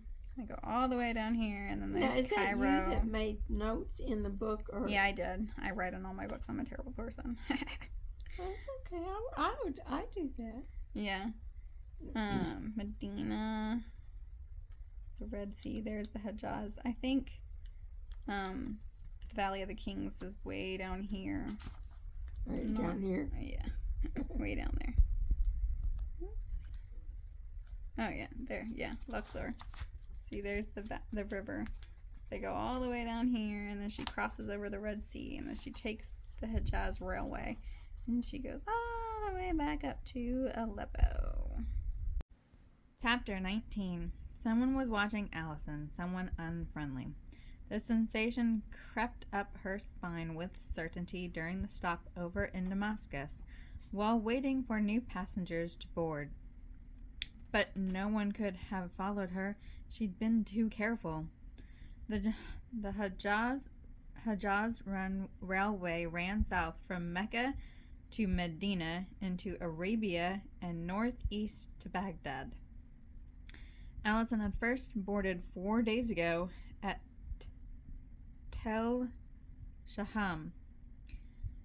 Now the train traveled through Hejaz, which consisted of mostly little-known Arab villages under jurisdiction of the Sharif of Syria. This particular Sharif was a chief Muslim religious ruler from a family who claimed lineage from Muhammad. The Turkish Sultan in Constantinople ruled over Hejaz, but treated the Sharif with caution, afraid the masses of Muslims he held sway over might rise up in rebellion. Little did the Sultan know that the Sharif was already in secret meetings with the British, negotiating for independence should war break out. The entire Hejaz was a sensitive area to travel in, and Allison was aware of her precarious situation as she avoided public scrutiny on the train to Aleppo. They had already passed through villages she knew nothing about, places with exotic and mysterious names. Hadir el-Hajj, Farah Afrey, Sultani, Alaman, and Daria. Then the more familiar sounding Old Damascus, where Apostle Paul had received his sight after actually talking with Jesus on the Damascus Road. She was a little comforted when remembering that these geographic localities were Bible lands long before the Muslim religion had taken hold of Arabs and converted them by drawn sword, much as the Crusaders had tried to do. True faith, she knew, must be based upon faith, not coercion. But as the train rocked and swayed to the clattering of iron wheels beneath a warm desert sky brilliant with stars, Allison's own assurance of safety seemed to loosen from its moorings. The train had pulled out of Damascus before noon, and by late that night was whistling across the empty Hejaz toward Aleppo, Carchemish, and Baghdad. The rhythmic clacking of the wheels echoed through the lonely Arabian night. Sleep had descended like a drugging daze upon the passengers in their compartments or seated in lower class sections, but Allison remained restless. For the second time since midnight, she sat up from the lower berth and flashed her torch toward the door that connected her small, dirty compartment with the next compartment, which was empty. Fixing the beam of light on the door, she could see it was securely in place. The train rumbled along the track, and the wind moaned around her small window. Strange, she thought, how strongly she felt that someone unfriendly had boarded at Damascus, someone she must avoid. Who was there to stop her? Or did that person expect her to lead him to where Leia had hidden the book? He would keep in the shadows, undetected, until she unearthed it, then silence her as they had her cousin. Perhaps her own body would be discovered in the blowing sands. Stop it. You need no secret enemy. You're frightening yourself. But her fears were not without foundation. 3 people had been murdered since this had all begun, and Aunt Lydia had been struck. Even Brett had warned her how dangerous her meddling was. Brett, if only he were here, she thought with sudden fierce longing, remembering his strength and resolve. He had handled matters efficiently and firmly at the expedition house in Darablus that night, when they had all escaped. With a pang, she visualized him injured in the Cairo military hospital. Someone must have tried to kill him. They must have known he was an agent. Allison felt so strongly about being washed that she hadn't left her compartment since having lunch in Damascus. She had asked the grave-faced Turkish conductor to have her dinner sent to her compartment instead of joining the other passengers in the crowded dining hall on the train. The table of cold food sat untouched on the table, the dishes rattling. But I couldn't have been followed, she told herself firmly. To strengthen her resolve, she went over the facts as she knew them. To begin with, no one had witnessed her departure from the Mercy. She had left before Professor Jamal had returned with Sarah and Rex from a second trip out to Luxor Temple. And no one knew she had received the note from Leia. They thought the package contained an engagement ring. By now they knew she was gone, of course, and Helga would have arrived, perhaps with Cynthia and Lady Walsh. Allison, however, was a week ahead of anyone who might decide to follow, unless someone had suspected she might leave and had followed closely behind undetected. She shivered. Now she had begun to think that someone other than Mr. Arlington of the British consul had deliberately sent the medical crates to Cairo, because, like Brett, someone thought the book might have been concealed within. When it wasn't found there, that person had decided to search Aunt Lydia's boat, but her aunt had unwittingly placed the package in the medicine trunk. Yeah, well. Then, thought Allison, if they did suspect a message would be sent to me while I was on the Mercy, someone had to be waiting for me. Who besides Lydia had known? Only Brett. Could it be? No, she trusted Brett. Who had seen her leave the Mercy? Aunt Lydia, Hassan, and Salika.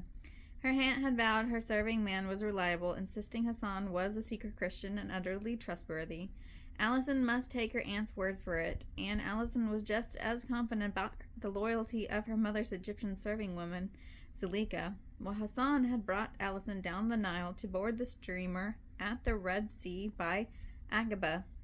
Salika had been safely deposited on a Nile boat back to Cairo. Even Aunt Lydia didn't know precisely where Allison had gone. How then could anyone have followed?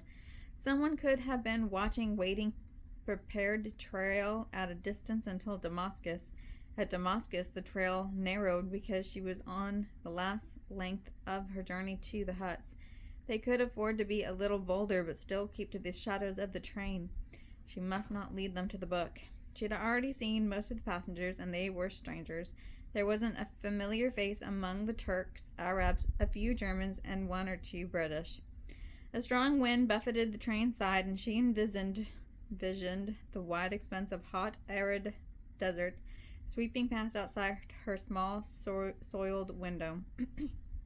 Since leaving Damascus, they had journeyed past Ras Baalbek, ancient Homs, and Khalat al-Hassan, the old French crusader castle, Croix des Chevaliers. I don't know how to pronounce any of this. Croix des Chevaliers. Next came Hama, and sometime tomorrow she would step off the train at Aleppo. If she couldn't rent a car, she would hire an Arab to take her to the huts. Suddenly she remembered something. The Arab Brett had told her and David to meet in the alleyway behind the souk. He had been a friend and responded to the name of Brett Holden. Could she contact him again? Would he be anywhere nearby with his lift in that crowded little alleyway? She believed the chances were slim. She thought of Hamid, Brett's assistant. If only she knew where to find him in Aleppo. By now he would have recovered from his bullet wound. Getting out to the huts would be left to her, but she would go only if convinced she wasn't being followed. The compartment was close and stuffy, and she stood in her wrapper, walked about the tiny floor. Then she sat on the edge of the lower berth, staring into the close darkness. She thought she heard a faint sound coming from the compartment adjoining her own, but as far as she knew, no one had claimed it. Then something clicked inside the supposedly empty compartment, followed by a faint ribbon of light showing beneath the adjoining door. She held her breath. The train rumbled and groaned. The wind tore at the outside window. Her heart thudded in her ears. Maybe someone expected to silence her before she ever arrived in Aleppo? She stood in the hot darkness as someone quietly tested the latch from the other side to see if it was bolted. Allison stood in cold fear, her fingers closing about the revolver in her robe pocket. But she knew that in the end it was only the Lord who shielded her with his protection. And yet, people who believed and trusted in God sometimes met with violent and unjust endings. My life is in your hands, she prayed. Nothing can come at me except you allow it for some purpose. I do not understand. Please, Lord, help me, protect me. If I was rash to come like this, forgive me and defend me now. She waited, listening, but heard nothing except the train's movements. Minutes crept by, and then she heard someone pass by in the outer corridor. Or had they passed? Were they now standing outside her door? Allison, waiting, not daring to move. As time elapsed, with no further disturbance, she tiptoed to the door and placed her ear against it, but could hear nothing except the train's vibration on the track. Whoever it was had left as quietly as he had come. Allison stumbled to her berth and sank to the edge, shaking. Look at me, I'm a nervous wreck, and am I the girl who thinks she can go along to the huts and prowl beneath that darkened porch of Major Reuter's hut to find the book? I'll go screaming with the first footstep I hear. Angry with herself, she stood again and paced. She stopped. The light flickered again from beneath the adjoining compartment door, and she heard the sound of metal scraping against metal. Someone was trying to file through her bolt. Angry with herself, she stood again and paced. She stopped. The light flickered again from beneath the adjoining compartment door, and she heard the sound of metal scraping against metal. Oh, right. Someone was trying to file through her bolt. Her hand went to her mouth. She stepped back. Then a light knock sounded on the door to the outer corridor. At the same moment, the filing stopped and the light went out in the adjoining compartment. Whoever it was couldn't be in two places at once. A deadly calm stole over her, and she drew the revolver from her pocket while reaching to unlock the outer door. She held the gun steady and stood back while she opened it just a crack, then slowly more. Brett Holden stood in the light of the swaying lamp, garbed in black. Her strength crashed to her feet. A more handsome and formidable depiction of masculine security could not have emerged had she been able to conjure him up from the fabled genie's lamp. Here he was, not weak and injured. Brett, but how? With relief, she threw herself into his arms, clutching him, starting to whisper, "Oh, Brett." But he clasped a hand over her mouth and backed her into the compartment, silently bolting the door behind them. He gestured with his head toward the adjoining compartment, now dark, and she knew he understood. He released her and moved toward the door. "Open it," he whispered, his voice barely audible. She looked at him as though he were mad, but she moved to do as he said. She slid back the bolt. Brett gestured for her to speak. "Who's there?" she asked, her voice shaking. A faint noise sounded in the other compartment. Then a terrifying sound reached out to grasp her. "Allison?" the muffled voice asked. "Yes? Who is it?" Brett had taken his position beside the door against the wall, his revolver drawn. He reached over, pulled Allison aside to safely and opened the door. It swung open, and Allison stared at a strong figure appeared. "Neil," she gasped. "Yes, it's me. Hello, cousin." She stared at him, unable to see his face, her heart pounding. "No, please, no," she kept thinking, confused and tormented by her thoughts. Then Brett turned up the lanterns, and they were illuminated with weaving golden light as the train jostled its way down the track. Neil looked at Allison, nothing in his face. Then he said, "What are you doing here? It was supposed to be Jamal." He looked at Brett. "Didn't expect you here either. Well, things look rather badly for me, don't they?"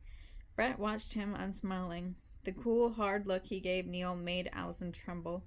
She looked from one to the other, holding her breath, waiting for some clue of what to believe, what to expect in the rigid moment. "Look, you don't think I was after my cousin," began Neil, his gaze questioning Brett. In the lapse of silence, no one moved. Brett gestured to the other compartment. "Inside, Neil. Back up, nice and slow." Neil made no argument, his face tense. He seemed to know that any argument now might end in tragedy. "I can explain, Major," he said in a low, firm voice. "You will. You and me. Alone. Move." Neil lifted both hands and backed inside. "Turn the lanterns up first," came Brett's quiet command. A moment later, the compartment was flooded with wavering yellow light. Allison couldn't see inside, but Brett could. Satisfied, he'd walked in. "Bolt it behind me, Allison," he told her, and closed the door. She moved numbly to slide the bolt in place. "No, it can't be Neil, not him. Please, anyone but him." The words continued to repeat themselves in her heart. Cold and trembling, aching with disappointment and emotional pain, she sank slowly to the lower berth and clasped her knees, unable to think, to even want to. She buried her face against her lap. When the sun climbed hot in the eastern sky, Allison was still sitting there. She awoke with her neck cramped. The train had stopped, and sunlight filtered into the compartment around the edges of the window hanging. For a moment, between sleeping and waking, she thought she was in her cabin aboard the Mercy, and wondered why she felt so depressed. Then, almost instantly, she remembered the horrible incident. It was like awakening the morning after someone you dearly love has died, and a pang of lonely desperation settles in. But God, yes, He remained the one source of steadfast strength and hope. However dark the night had been, despite the heavy, smothering sense of depression, remembering Jesus illuminated her soul with a warm light of hope. All is not lost. Hope lives on, because He lives and is always here with me.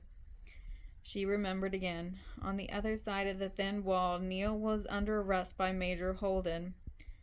Allison's mind jerked away desperately. She did not want to think of it or to believe it of Neil. What had happened last night in the compartment, so quiet, so secretive. For a time she had heard their voices, Brett asking brief questions, no emotion in his tone, and Neil's long, quiet explanations. It had seemed to drag on for hours. She rushed to the compartment door and tapped. No one answered her urgent request to open. She hesitated, then unbolted the door and tried the latch. It was unlocked. She opened the door and looked inside. Empty. Both Brett and Neil had disappeared. She looked around the compartment and saw that the berths were untouched. The window covering was up, and there was not the slightest evidence anyone had been there. She turned at once to the latch and examined it. The foul marks proved she hadn't imagined the whole thing. She stood there thinking Brett couldn't have arrested Neil. They were working together. Yet what had her cousin been doing, filing the lock to her compartment? She shivered, remembering that ominous sound. Had he thought Professor Jamal had her compartment as he had said? How had Neil escaped from Jerusalem? Did his release mean David was also safe? And Brett, how was it that he was on the train? How had he known she was there? Had he sent the wire from Cairo saying he was injured? If not, then who? Why? The enemy couldn't be Neil. He would never harm Leia. There must be some explanation to all this, but what should her response be now? She must proceed with her plans, and Brett would somehow be in touch with her, she decided. He must know by now that her trip here meant she had the information he was looking for. He must have followed her along with Neil, but then she thought, confused. It hadn't appeared last night as though Brett believed Neil had a valid reason for trying to enter her compartment. She remembered the way he had held that revolver, as though he would use it in an instant if necessary. Dazed, she thought again, Neil wouldn't hurt me. I know he wouldn't. But Brett thought she was in real danger when he came to her compartment last night. If he hadn't thought so, he wouldn't have revealed his presence on the train. Other than herself, from whom had he been concealing himself? Neil? But Brett had appeared as surprised to find Neil behind that door as she had been. No, she thought, her stomach queasy. There must be someone else. Where had they disappeared to? Why had they left her without explanation? Were the German police on Brett's trail? Perhaps he had to escape, returning to Aleppo, and Jarablus would place him in danger after impersonating Colonel Holman. Then there was Captain Mustafa. He would have reported the incident involving David on the road, and what of the German vehicle Brett had attacked? She pulled aside the window coverings. The train had stopped at a station in Aleppo. Several men were standing on the platform who appeared to be Turkish and German soldiers. One who stood with his back toward her window wore a German military hat. What if they knew Brett was aboard? What if they had come to arrest him? How would he escape? How could he escape? She stood there frowning, then let the blind fall back into place and turned to dress quickly, packing her night clothes into the bag. Brett and Neil must have been waiting outside, she decided, but they couldn't loiter waiting for her with German soldiers and Turkish officials in the depot. Why hadn't Brett left a message in her compartment? Allison turned the small, cracked mirror to wash her face and arrange her hair, troubled that her hands shook in the process, and that her face was unnaturally pale in the morning light. The sea-green eyes, with their tilting black lashes, looked at her with restrained fright. She pulled her auburn hair back and tied it with a ribbon. Her shaking fingers struggled to loop the myriad of tiny pearl buttons that went down the bodice of her cool white cotton dress. Absently, she tied the narrow sash about her waist, the flaring skirt reaching to just above her ankles. Her leather shoes were styled for desert wear, a safeguard against vipers and scorpions. The attendant was rapping on her door and calling in Arabic and English, Aleppo. Allison opened the door to look into the corridor.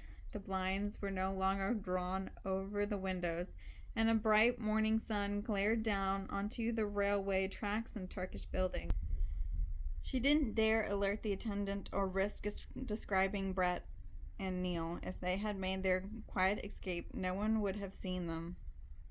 "Wait, please," she called. "Is there a message for Miss Westcott?" "No message, miss." Allison shut her door and stood there. Now what? Should she proceed with her plans to go to the huts? The men couldn't simply disappear, nor would Brett go without leaving her some message. Her gaze swerved to the doorway of the other compartment. Brett stood there. As she looked into his handsome tanned face, she noticed a small scar on his chin that reminded her of some past danger, perhaps as serious as the one they faced now. She took a step toward him. "You have an exasperating way of vanishing." He closed the door and bolted it. "Where's Neil?" she whispered. You didn't turn him over to the officials?" His gaze was level, his face deliberately bland. "One of our own? Hardly. He's with Hamed." She searched the depths of his blue eyes, but they defied analysis. "He must have explained everything to you," she questioned hopefully, watching his response. "I know he isn't involved in any of this." "Do you?" "You mean you aren't sure?" she asked uncomfortably. "Neil would never harm Leia or me." "He insisted he escaped Jerusalem and was trying to contact me again through Hamed." "You don't believe him?" He walked to the window, drew the blind, and glanced out through thoughtfully. "I don't know what to think. There are too many loose ends, too many variables. I don't like what's happened. Things have gone wrong that weren't supposed to. There's a traitor among the agents. She shuddered. A traitor among those who worked with him? Not Neil, she whispered desperately. He wouldn't. No more than Leia would betray us. Neil may be involved. As it is, I'm not in a position to trust him, not now. That makes it ruddy hard for me. I'm short 2 men since Hamid will need to keep him under guard at the house, and you're here. It wasn't supposed to be this way. Her mind was in turmoil, darting from one unanswered question to the next, but she was sure the answers would all come eventually. I think you should believe Neil. He's innocent. You would think so, of course. He's your cousin. And Leia was his sister. He couldn't possibly have killed her. Maybe not Leia, but Carl Reuter, he mused. Do you believe he did? She asked, her heart hanging on to his every word. Maybe, he said smoothly, leaning against the wall. She looked at him exasperated. I can't imagine you don't have opinions. I have many. I could take a chance and release him. Did he say he boarded the train at Damascus? No, at Amman. He caught the tension in her voice. Why? She couldn't explain her feelings, but felt relief. What about Damascus? He urged. You're relieved he didn't board the train there. Why? She shrugged, deciding the whole matter was rather foolish after all. No reason, I suppose. His eyes narrowed with quiet determination. Suppose you tell me anyway. I just had a notion of something dangerously unpleasant when we stopped at Damascus and new passengers boarded. She glanced at him. I'm sure it was my nerves. I'm sorry I allowed you to come, he broke off suddenly and frowned. She caught the slip in his suggestion at once. Allowed me to come? I don't see that you have, she said, bewildered. I came on my own initiative. Yes, because you thought I was languishing in the hospital. The noble and self-sacrificing young Christian nurse would feel if it her patriotic duty to carry on where Leia and I had left off, he said with a trace of self-incrimination in his voice. Allison asked suddenly, accusingly, the wire, the one saying you were injured. Then it was you who sent it to me? He frowned. The department did. It was part of the safeguards. We wanted certain individuals to think I was out of the game. He watched her response. So I would be placed in a precarious position, she stated too quietly. Their eyes held. That was the idea, yes, but you weren't in as much risk as you are now. I knew I would be following you on the train to Aleppo. Hammond was here too, and I expected someone to make his move. But matters have changed, she said flatly. Is that it? Yes, he said, with a hint of callousness, but she knew he was worried. Then she said halteringly, You knew I would come to Aleppo? You even wanted me to come? Brett watched her with the same self-irritated moodiness that she had observed before. Yes, he admitted evenly, but she knew he was having second thoughts when he added, I've blundered. I don't understand, she said unsteadily. Because of Neil last night? You mean you expected someone in that compartment? And she turned to glance toward the bolted door, but not Neil. Is that it? Yes. Hammond was watching and assured me. He stopped suddenly. Her eyes swerved to his, and she wondered at the expression on his face. Yes, she whispered. What about Hammond? He didn't answer, but walked to the window again. He rubbed his chin, his mind elsewhere. Hammond, he repeated to himself. It couldn't be. It couldn't. She followed him. What do you mean you've been watching me since I left Cairo? That's impossible. I would have seen you. He turned, regarding her. I was determined you wouldn't. I couldn't let you leave Cairo alone. It wasn't safe. She drew in a shaky breath that matched her weakening knees. You mean you expected Leia to send a message to me? When I didn't find the information, and it became apparent the enemy hadn't either, I was almost certain she had. At least, I thought it was in the medical crates. Then it was you who arranged for them to be sent to Cairo. No, I don't know who did, but in Port Said, when you told me about the supplies, I began to suspect the crates. Someone else did, too, and had them sent to Elbo's shop. Perhaps Helga herself, she half accused. No, his determination didn't waver. What makes you so sure? You'll need to take my word on that for now. I followed you to Luxor.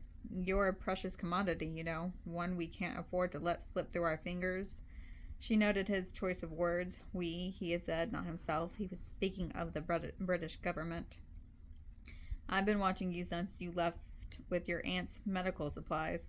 I expected you to encounter some risk, but this thing with Neil last night took me off guard.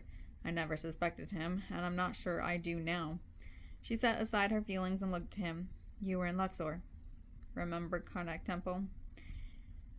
Her narrowing eyes met his. She shivered slightly. That was you? She whispered. He watched her with a curious intensity, and seeing she remembered, said gently, I couldn't give myself away, but I'm sorry if I frightened you. You were getting too close, and I couldn't be discovered. So he had followed her to Luxor to watch her without informing her. He had deliberately kept her in the dark as to his intentions and his motives. She wasn't convinced he had watched her just to protect her, but for reasons of his own. She thought she began to understand why now, and why he was secretly on the train. Brett noticed her reaction and frowned. It was necessary that you didn't know. Unfortunately, it hasn't turned out quite as we expected. By we, I gather you speak of British intelligence, you mean, she began. You knew I was coming to Aleppo to find the information? He held her gaze without apology. Yes, he admitted gravely. And you didn't tell me. You kept me in the dark. She stood looking at him, feeling unduly betrayed. I see, she said a little too coolly. I doubt if you really do, he said with an edge in his voice. Oh, but I do, now, she half accused. You knew I'd find the message from Leia. Yes. And after the wire arrived telling me you had met with an accident, you guessed I would set off on my own to come here.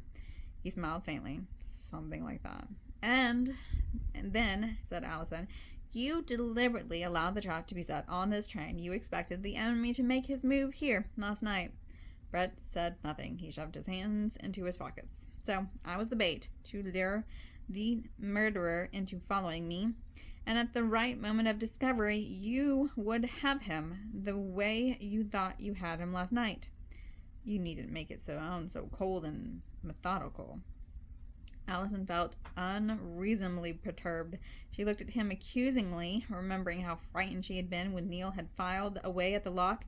True, Bet had been there the moment she needed him, and if it had been the real enemy, matters would have come to a satisfactory end.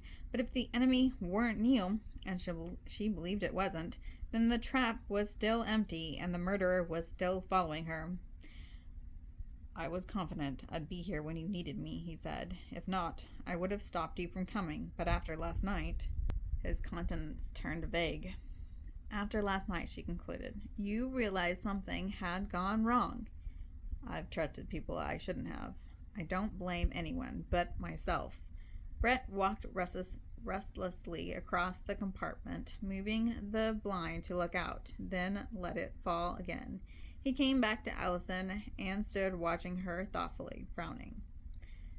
I can't afford to make mistakes. That's why you're going straight to the British consul.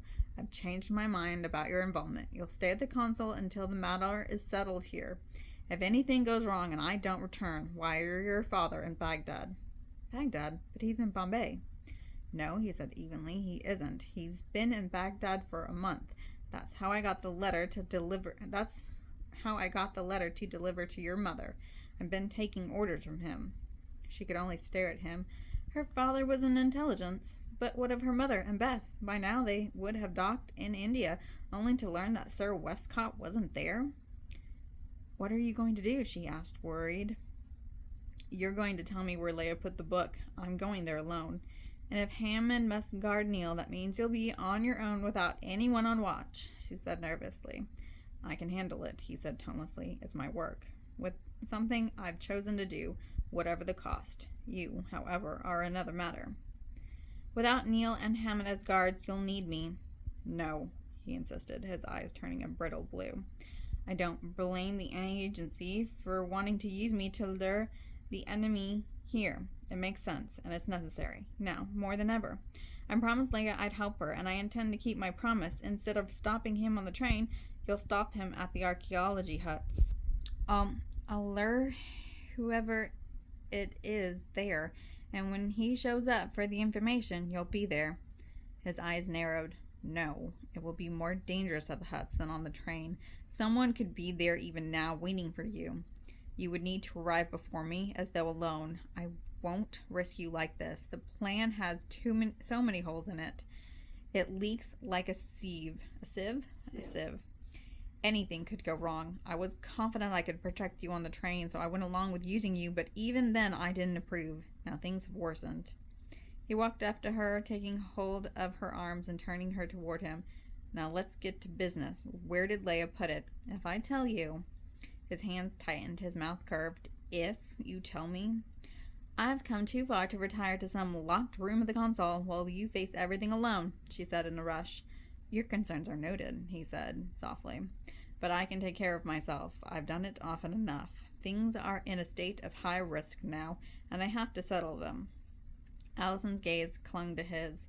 Matters may not have turned out as you first suspected, but there's no reason we can't proceed. Yes, there is, he said shortly. In fact, plenty of reasons.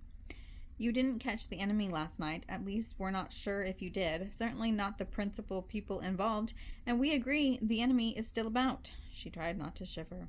If they don't know about Neil being detained, then perhaps they don't know you're here either.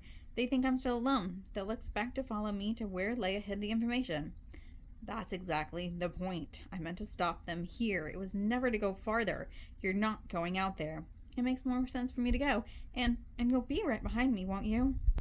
Allison, he said softly, I admire your willingness tremendously, and I think you're brave for wanting to do this, but the only thing that's changed in your plans is that you have to find someone at the huts instead of here in the compartment. Why not?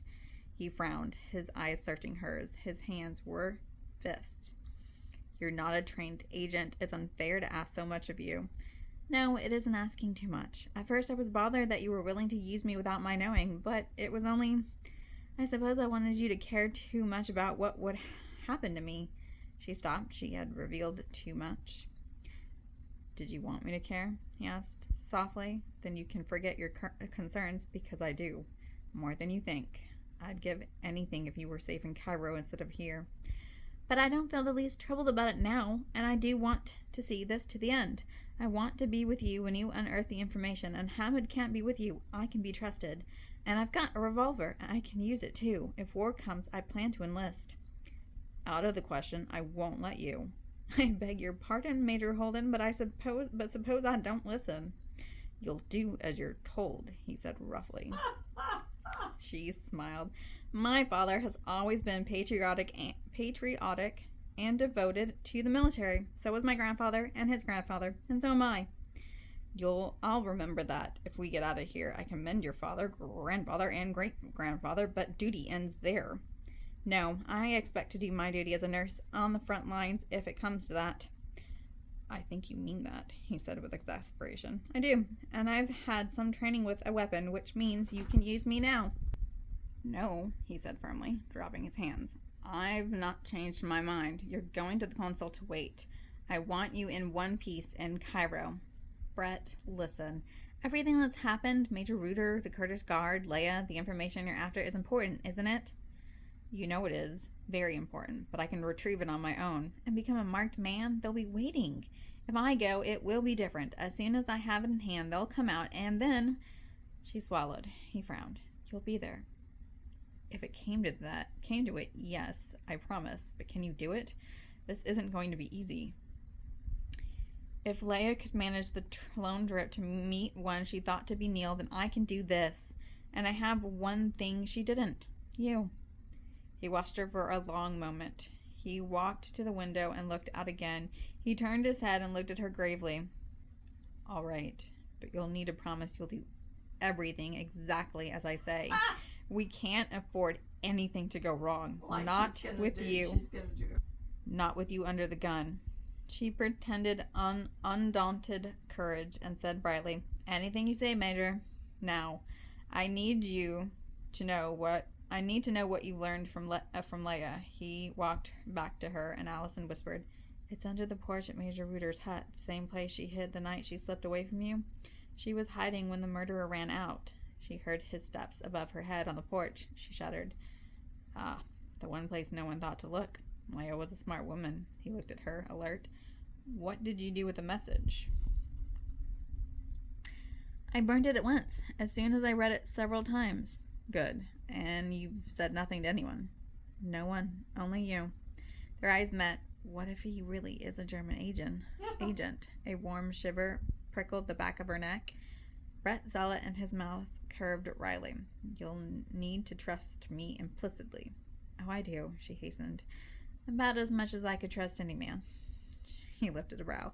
That remark would turn Wade Finley into my enemy. She busied herself with gathering her bag and hat. "I didn't mean it that way. Anyway, Wade doesn't see others as enemies. You've yet to meet a more warm and generous man. He's going to serve as a chaplain to our forces at Zyton. I'm sure his competition will be keen, but when I make up my mind, I'm not easy to get rid of." She looked at him, faintly surprised. He held her gaze. "I told you in Jerusalem I'd warn you if the time came for me to throw down the gauntlet of challenge. I intend to take you away from Wade."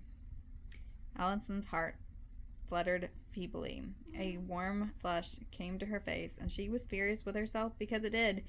She went to tie on her hat, her hands shaking. The words to hold them off would not come. "We'll need to make our plans," he said. She turned, stunned at his boldness, and then realized he had changed the subject. He lifted a brow and smiled. "Plans to get to the hut? Our personal concerns must wait. Unless," and his eyes glinted with a hint of amusement, "you've already made up your mind." "Of all the... No, Major. You may be certain that I haven't." "I see you're going to be difficult. The first time I've found a woman I really want, and she's reluctant." Was he serious? The others were too agreeable, she asked. He smiled wryly, but didn't deny it. "We'll need to plan this trek to the huts carefully. I want to make certain you know exactly what to do. Nothing must happen to you." She glanced at him as he drew up a chair to the tiny table and removed a piece of paper and a pencil. She wondered about the status of his Christian beliefs. He appeared to have some, but she needed to be absolutely certain before she could put her emotions at further risk. There could be no compromise here, Allison reminded herself. God, not man, was the creator of marriage, and he was also its greatest foundation. The foundation of any true, growing, and lasting relationship between a man and a woman. She wanted to ask Brett about his relationship with the Lord. She would pray and ask the Lord to arrange the right moment. With the plans made and carefully instilled in her mind, Allison picked up her bag and turned to leave the train alone. Brett was leaning against the door, frowning slightly. "I'll be all right," she whispered. He watched her, but didn't let her pass, his blue eyes turning a warm, riveting blue. Then, surprisingly, he drew her into his arms. Allison clutched her bag and didn't think to drop it. "Major," she whispered shakily, "you don't know what you're doing." He smiled. "Oh, but I do. I've thought about this often enough. I suspect you have as well." "Let go," she breathed, her emotions in a riotous jumble. "I must refuse. Danger and uncertainty provoke me to bold endeavors." "No. You'll forgive me if I don't take no for an answer. I intend to kiss you goodbye. I've decided anything could happen to me, and I may not get another opportunity." "Don't say that. You must not. Life is precarious, and too many soldiers are buried with fair visions of what might have been if tomorrow hadn't ended too soon." He lowered his head and kissed her as warm and comfortably as though he had all the time in the world. Allison's mind halted as she stood locked in his embrace. Then she dropped her bag and pushed against his chest, her mind and heart spinning out of control. Brett's lips drew away, but he continued to hold her tightly. The train whistle blared loudly, and the warning sounded that it was receiving final passengers. He released her, and Allison, flushing warmly, stepped back angry because her heart was pounding like a rabbit's. A dark brow lifted at her expression, and he smiled faintly. "All right, I apologize. You're not very convincing, she accused breathlessly. I've behaved abominably, he said too gravely, his eyes warm and glinting. He caught up her bag, handing it to her. If it helps, know that I will cherish our moment, stolen as it was from Wade Finley. Ow! Allison snatched the bag from his hand and, tearing her eyes from his, rushed past him out the door, her heart still thudding, not sure how she felt about the fact that her very first kiss had come from the oh-so-arrogant Major Brett Holden. Chapter 20.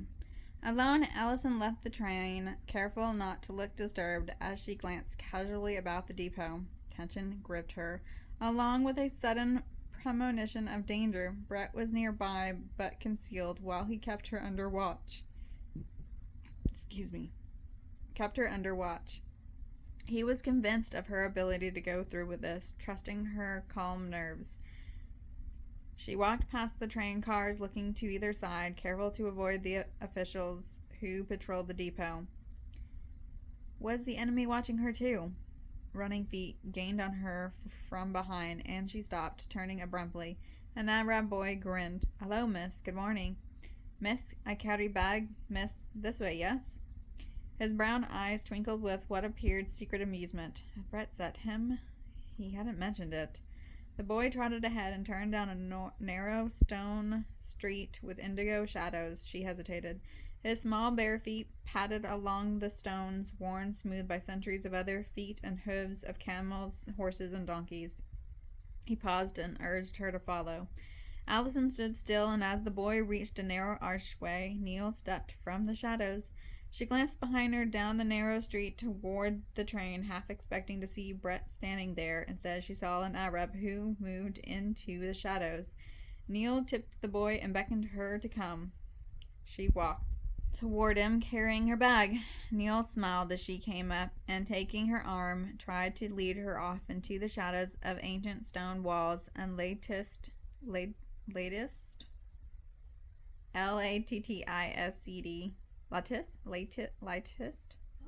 Latticed. Yeah, like latticed Yeah. windows. Allison pulled back, staring at him. You didn't think I was really under arrest by Hammond? Brett certainly gave me reason to think so. You don't think I'm a traitor to England, do you?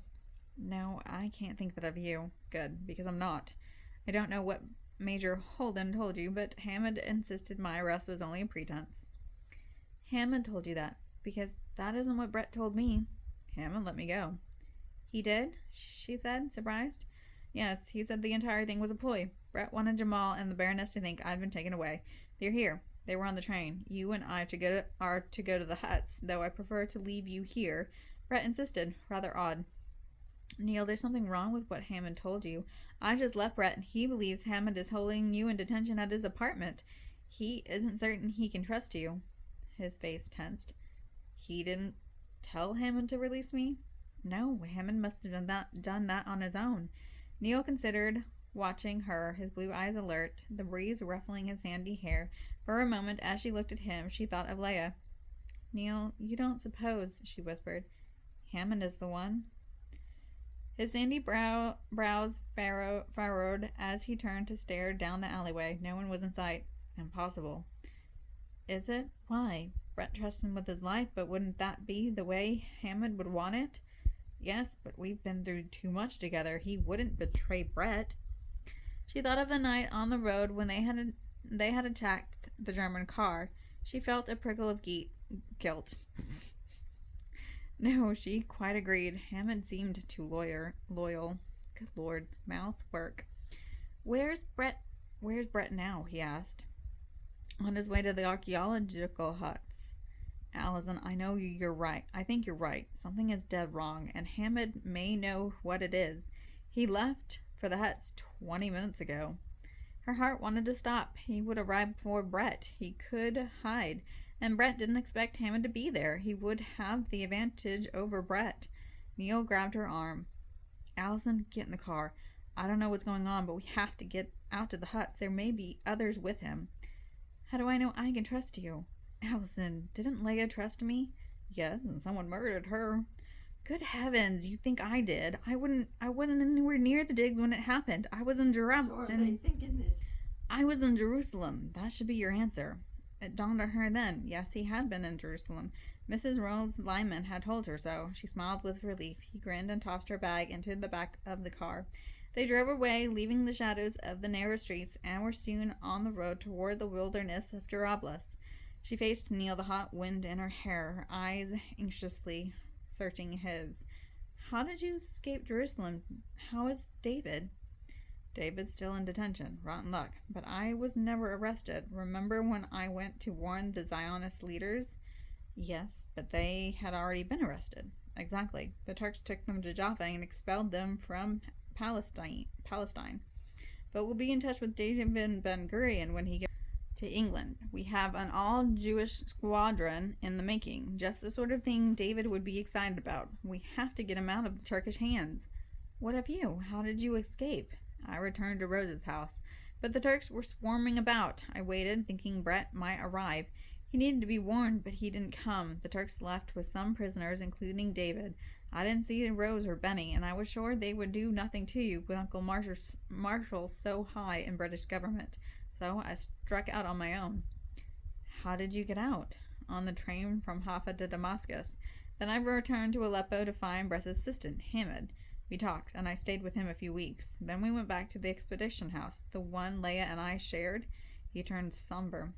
It was then I discovered a guard had been killed, and my things and Leia's ransacked. Hammond left and returned a few days later. He told me Brett had wired him about Jamal being aboard the train. The information we were seeking was with Jamal, who was on his way to the Germans in Baghdad. I was under Brett's orders, so I thought, to get into that compartment and find the papers. That's what Hammond told you? He looked at her, his blue eyes sober. Yes, he's either working with the enemy or he's been deceived, as I was. We'll soon find out.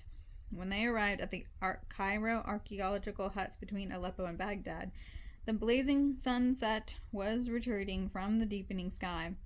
Neil stopped the vehicle before the huts were in sight and climbed out from behind the wheel, handing her the keys. I'll circle around and approach from the other side, he told her. You're expected to arrive alone. His blue eyes contemplated her gravely. Be careful, Allison. She watched him slip away into the desert twilight, then drove the final portion alone, trying to calm the beating of her heart. She realized Brett wouldn't know of Neil's presence unless Hamid had informed him. But was Hamid loyal? As planned, she made no attempt to hide her arrival. She was to appear confident that she was alone. The huts closed and empty for the late summer. Held in the foreboding grip of anticipation, she approached the familiar huts, viewing them as living entities wrapped in secretive isolation.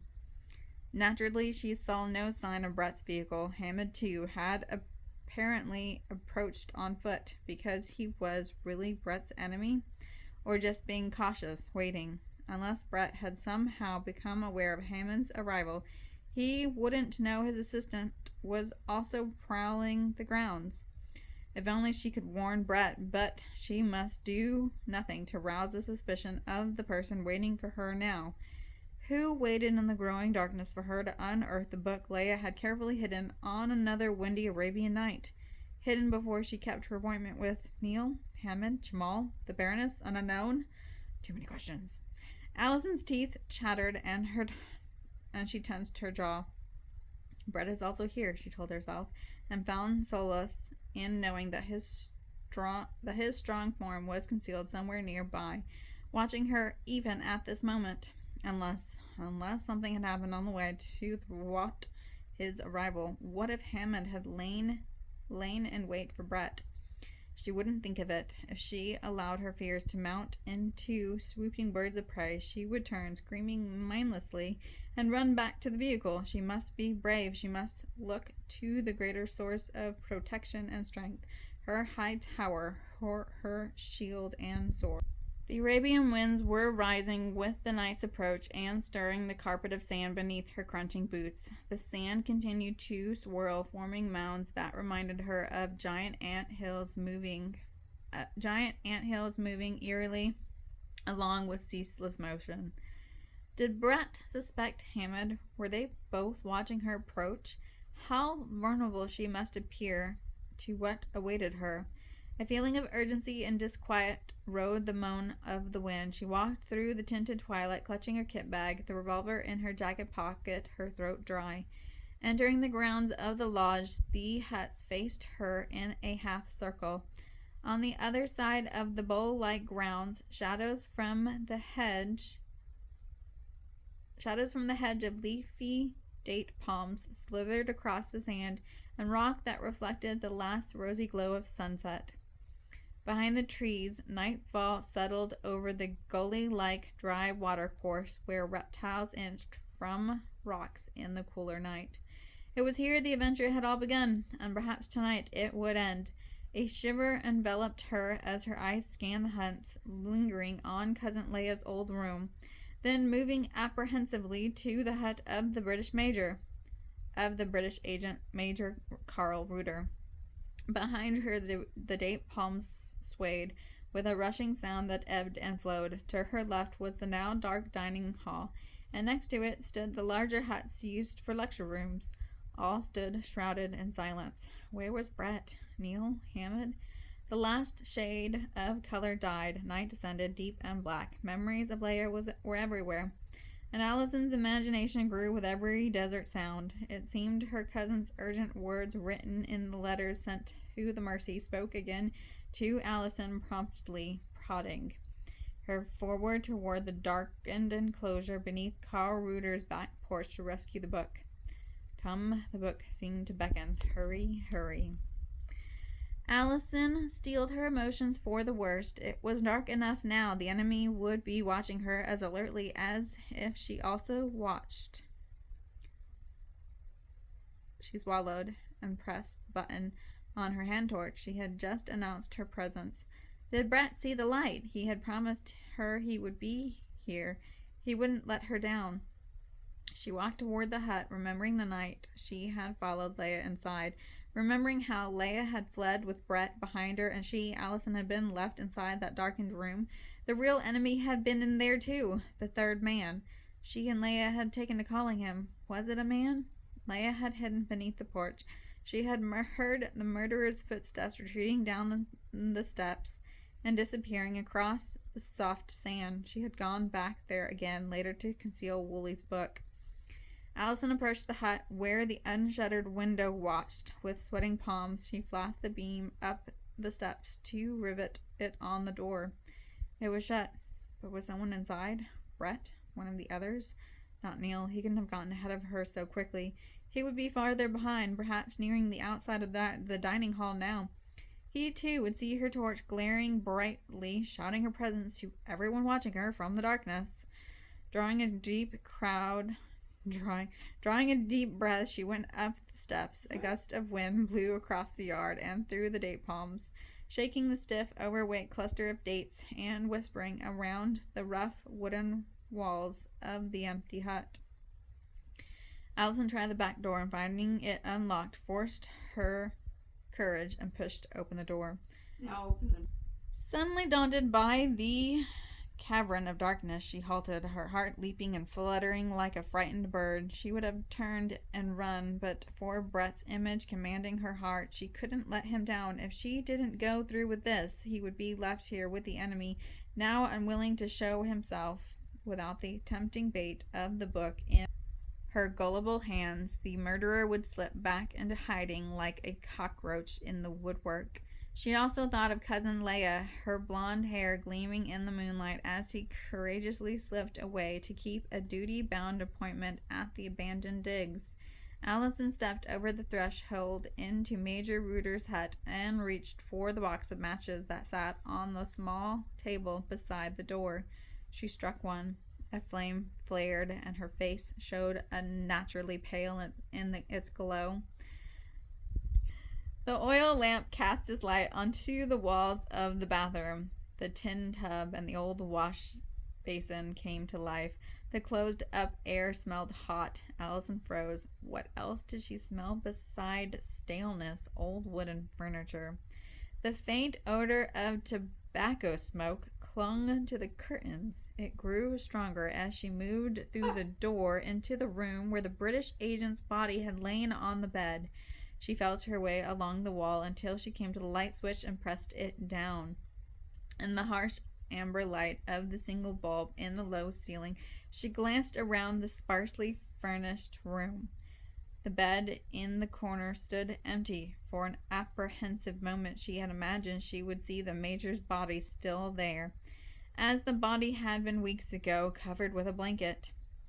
Allison's gaze swerved to the chair she had sat in the night Colonel Holman had interrogated her. Someone else had been sitting there too, perhaps as recently as the last several hours, for on the simple bare wooden floor beside it was a pile of tobacco ash. She stooped and gingerly placed a finger against it. Some of the gray powder clung to her finger, and she brought it close to smell. A faint fragrance, if one could call it that, was remotely familiar. She tried to remember where she had smelled it before, and then it came back. Helga Kruger's shop in Old Cairo, on the morning she had gone there with Salika for medical crates. She stood, aware that the glowing lights in the small room could be seen throughout the dark lodge, and that by now it was obvious she was here. Even now someone might be approaching the hut, thinking the information was here, and that she had uncovered it. She listened intently, but heard nothing above a sharp gust of wind that shook the hut. Her eyes widened a little as she saw a sprawling stain on the scarred wooden floor. She hadn't remembered it from the night she was here with Brett, but perhaps she had been too preoccupied to notice it. As she stooped, there was no mistaking the evidence. The dark splotch was still wet and sticky. Her heart nearly ceased to beat as her eyes followed the spots toward a closed door. The closet. She stood and stared. Oh, No, please, no. Every imaginable fear erupted like flowing lava from a volcano. Brett had been in here waiting for her, waiting to protect, but he had been shot before she arrived, probably by Hammond. She envisioned Hammond entering the hut, portraying himself as a loyal assistant. What had Brett said about Hammond? That he could trust his back to his loyal friend? That the blood was still wet proved it had happened only minutes earlier.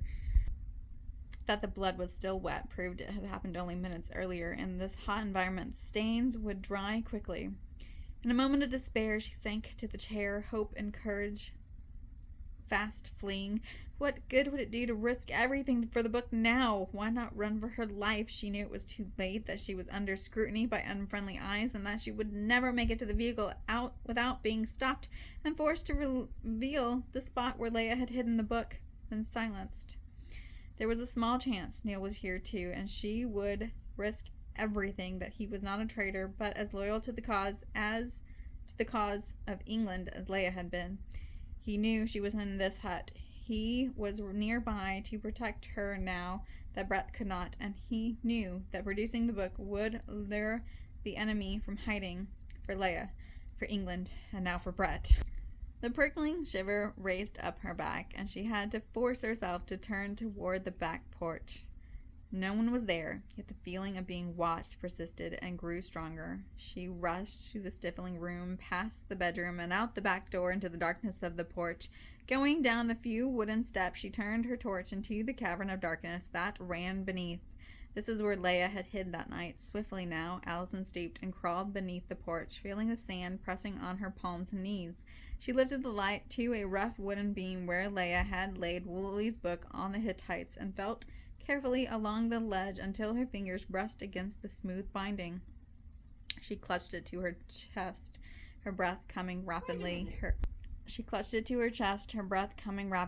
Her heart beating painfully, and turned to crawl back out. Someone was nearby. It was no longer merely a foreboding suspicion, but a certainty. She remained on her knees, listening to the dreadful sound that came above the wind, the sound that Leia must have heard that night when she hid here. In the darkness above her, the floorboards creaked beneath the heavy weight of someone's feet. The porch seemed to bow beneath the slow but determined steps. First one, then another, and another. Though she had expected this, she was emotionally unprepared. Someone was standing in the darkness, waiting. The stairs creaked beneath each heavy downward step, and her mind followed each sound until the sand crunched beneath shoes. She crouched there, clutching the book, staring until a torch flashed on, sweeping the hiding place and coming to her face. She closed her eyes against the stabbing glare, and then it flashed off. Her eyes opened, a match struck and flared, and was followed by a waft. Waft? A waft? A waft. W-A-F-T. Waft? A waft of tobacco smoke. Waft of tobacco smoke. You didn't say of tobacco. She flashed on her torch and saw his shoes, saw the cuffs of his trousers flapping in the wind. Hello, Allison dear. I've been waiting for you. Chapter 21. With a half sob of relief, Allison crawled out from beneath the porch. It's you. I suppose you know you nearly frightened me to death. You're in the thick of espionage, and I hope you've a ready revolver at hand, because we're likely to need it before this night is over. She watched the red glow of his pipe brighten in the darkness as he drew on it. The pipe. Tobacco. Whatever are you? That's not... Whatever are you and dear Sarah doing here? I suppose you followed me too, fearing something dreadful might happen to me. What did you tell Aunt Lydia? Oh, whatever are you and dear Sarah doing here? I suppose you followed me too, fearing something dreadful might happen to me. What did you tell Aunt Lydia? She asked. But General Rex Blaine wasn't speaking or smiling or making any light, jovial remarks as he usually did. He stood watching her, a very different man than the portly retired Major General from the British military in India. She had never seen him look this way before, and realized quite suddenly that when General Blaine wasn't smiling, winking, or making wry remarks, his face was not affable and harmless. She noticed for the first time the bitter twist to his mouth that she had mistaken for a smile, and the small bright eyes beneath the heavy brows were not those of an uncle, but were as cold, deep, and bloodless as the cobras that so fascinated him. The fear that had left her heart when she saw him now began to intensify. Something was very different about General Blaine. Something wrong, Allison? He asked, unsmiling. Have I ceased to humor you? You look as though you have just seen me for the first time. Yes, yes. The shock was so devastating that her emotions wanted to reject it, and she clung to the possibility that she was wrong. Where's Sarah? Did you bring her? Is she in the hut? Leave Sarah out of this. Come inside, Allison. She saw it then, the dark outline of a gun in his hand. She couldn't answer. She stared at him, dazed, unbelieving.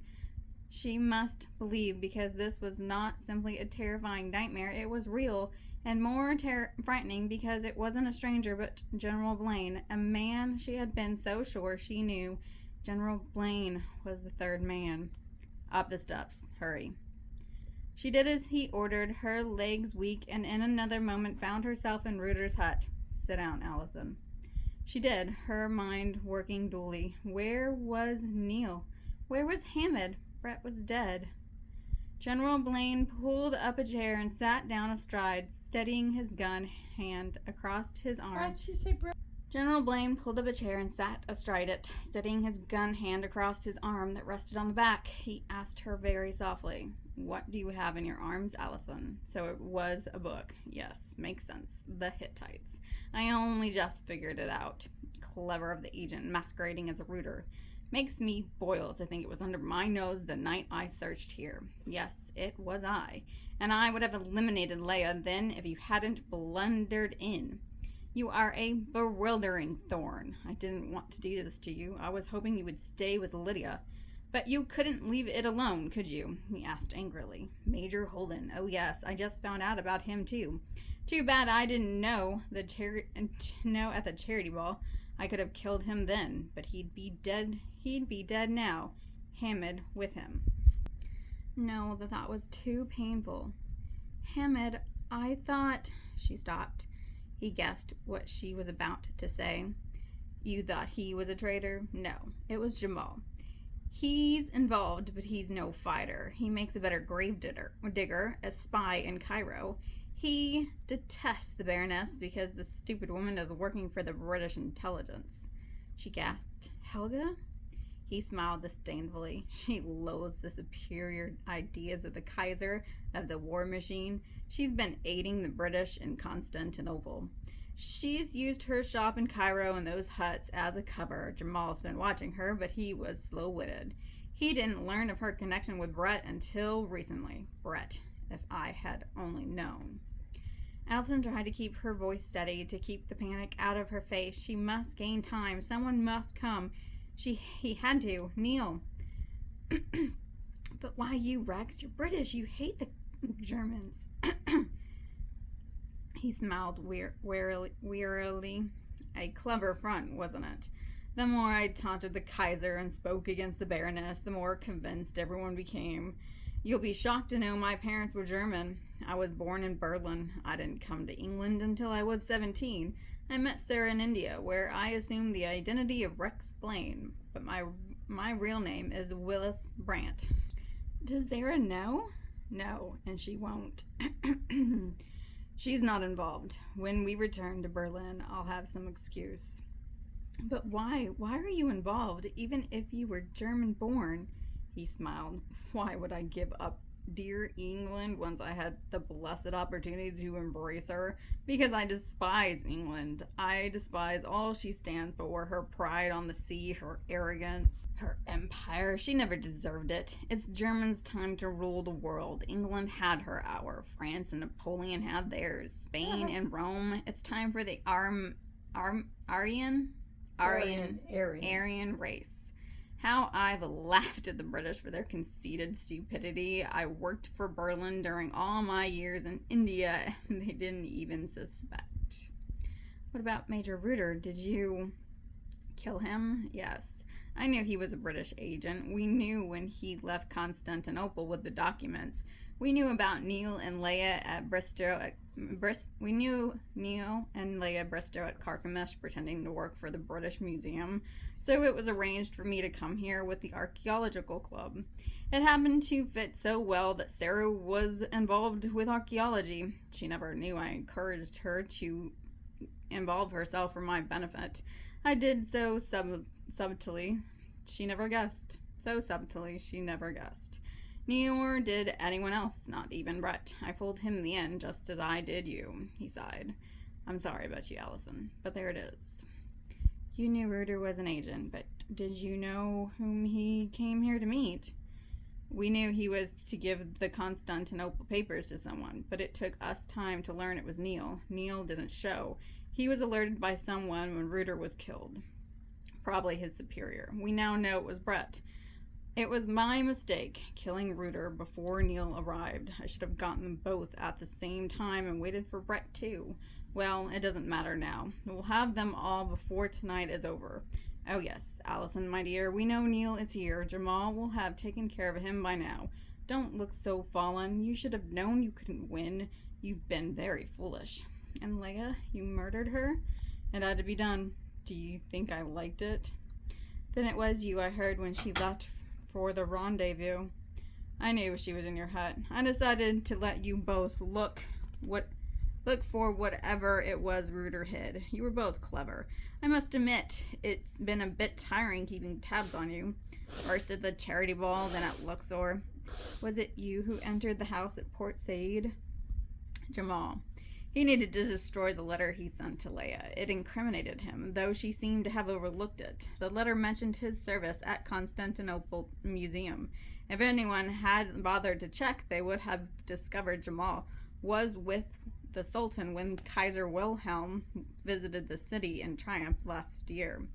I told him to forget the letter. It would prove nothing, but he was nervous and wanted to destroy it. How did you do it? With Leia? Simple. I followed her to her motor car. She wasn't afraid when she saw the affable English buffoon General Blaine. I disposed of her out at the old abandoned digs, never guessing Helga would arrange the jaunt there. When she did, I felt it was to my benefit to be present. I knew they would find the body. I was furious when Leia tricked me, though. She didn't bring the information to meet Neil. She brought Sarah's old note she had given you and Jamal's lecture and your Bible. I knew then that you were involved. She would have told you where she had hidden the real information. So I had to watch you until you led me to it, as you finally have. Now I remember. That day when Leia came here for the book, during lunch, you were late, but I didn't suspect you, so it never made an impression. I was watching Helga. The face of innocence pays, my dear, and I searched your room when I pretended I needed to rest from my back. You remained in Jamal's lecture with Sarah. And the Kurdish guard at the expedition house? Was it you then too? No, I stayed here. But Jamal had one of our own follow you. You and David. He would have gotten you then, except someone arrived and scared him off. It was Brett. He shrugged. It doesn't matter now. Soon the war will be on, and Germany will defeat Serbia, Russia, France, England. You swore your loyalty to the throne of England. Now, dear Sarah, no use waving the Union Jack before my eyes.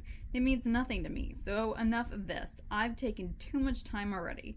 So that's where Leia put the book, under the porch. Clever of her, wasn't it? I didn't think of it. You're clever, too. I tried to frighten you off the poisoned water and other things. You should have stayed out of this, stayed on Lydia's ship, and tended to the peasants you care so much about. I gave you a chance, more than one, to back off, but you wouldn't. Espionage is a deadly game, and people get killed, even little girls with angelic faces. I'm sorry, Allison, but it's got to be this way. He stood. The book. Allison, hand it to me. Tell me what's in it, Rex. Why is it so important? It's not. It's nothing but a stupid archaeological. No, just the archaeology book. But it would have informed Neil and Brett when the Constantinople papers are hidden. Where the Constantinople papers are hidden. Oh. What are the Constantinople papers? Secret war documents drawn up between Berlin and the Ottoman Empire against England. They must not fall into the hands of the British Ministry of War. Not yet. Not until Germany is ready in Arabia. Ready? Ready for what? There's no time now, he stood, holding the book. Get up. We must go. Where are you taking me? Allison, you're making this dreadfully hard. To wherever the book tells me the agent stashed those papers. Get up. I'm losing patience. Allison fought against panic and managed to steady her voice. You won't get away with this, Rex. British agents are watching this hut. It was planned that I come here like this because they knew as soon as I unearthed the book you would come out. It was a trap. His eyes narrowed. Do you take me for a fool? You knew? Brett's dead, so is Hamid, and Jamal will have lured Neil away by now and eliminated him too. They can't be, she said, dress. She said desperately, tears stinging her eyes. Oh, Rex, please. A voice interrupted him. Don't beg him, and Allison, it isn't necessary. Brett. General Blaine whirled. Brett was standing in the doorway. Blaine sought to grab Allison as a shield, but Brett fired, and the bullet exploded the lamp. In the darkness, Allison threw herself to the floor, crawling toward the bed. A terrible crash followed the sound of General Blaine's brief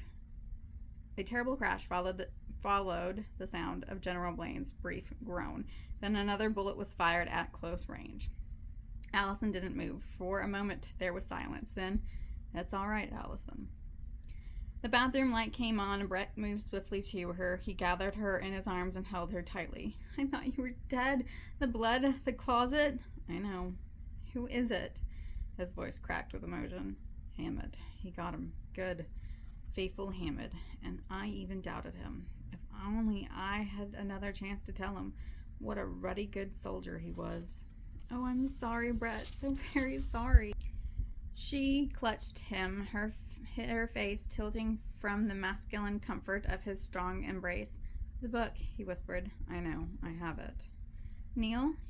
she inquired, her eyes hopefully searching Brett's. "Loyal," came the quiet voice, reflecting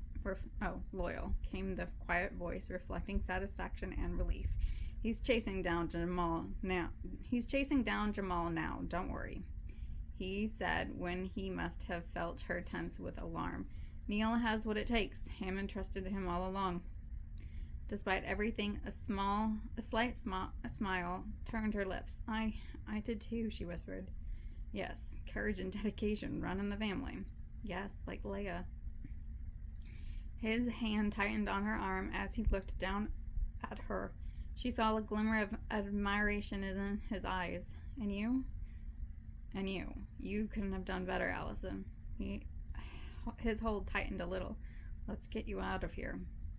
He led her toward the door, trying to steer her past General Blaine's body. But Allison wanted to pause. A smirk was frozen on his face, and Allison asked quietly, "Did you?" "No," Brett said. He turned his gun on himself. "I wanted him alive for questioning. There may be others. Let's go. I have to find the message Reuter left inside this book." Running footprints interrupted them, and Allison froze, looking toward the door. Catching her arm, Brett pulled her behind him, lifting his revolver slightly.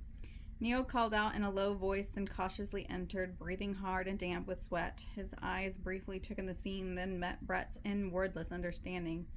"Jamal got away," said Neil.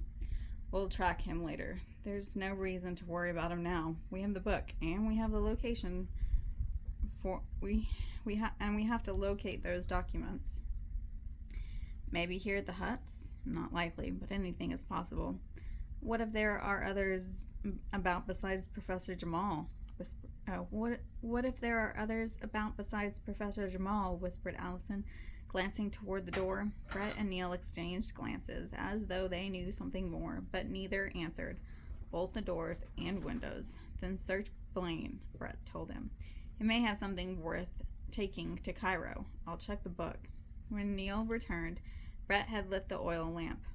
"What about Hammond?" asked Neil. "Did he find you?" Allison tensed, looking from her cousin to Neil, expecting to see his pain over Hammond's death. But Brett was once again professional. "Yes, he found me. We got things clear between us. He reminded me of something I'd forgotten. That Rose Lyman swore you were in Jerusalem with her and Benjamin when Reuter and Leia were killed. I should have remembered," he admitted, "but I didn't." "It's understandable. You had Allison to worry about on the train. Where's Hammond now?" Brett's voice was flat. "Dead. Behind the closet door. The matter will need to wait." Brett said something to himself. Neil said something to himself, angry that Hammond, as well as his sister, had fallen victim to the enemy. Then, in two strides, he was beside General Blaine, stooping to the floor to search him. Allison couldn't bear to watch and turned away, joining Brett at the desk where he leaned, studying the book beneath the flickering of the lamp. Flickering oil lamp. "Find anything?" she whispered anxiously. No. His riveting blue eyes met hers above the light. "That coded word he left Leia here on the desk, was there anything unusual about it? The way it was written, for example?" "Yes." She picked up the pencil and wrote out the word on paper. Hittite EBG. Brett studied the word. Neil came up. Nothing on Blaine, not even a coin. He was careful. He shook his sandy-colored head with disbelief. "I'm surprised he was the one. An affable, retired major general eager to talk about his old battles in India." "It was all an act," said Allison. "He was born in Berlin. He despised the British military. He's been a spy for years." Brett wasn't listening. The EPG must mean something, obviously. He handed the sheet of paper to Neil. "You're the archaeology expert. What do you make of this?" Allison was eager to prove herself. "I've always thought the EPG was important."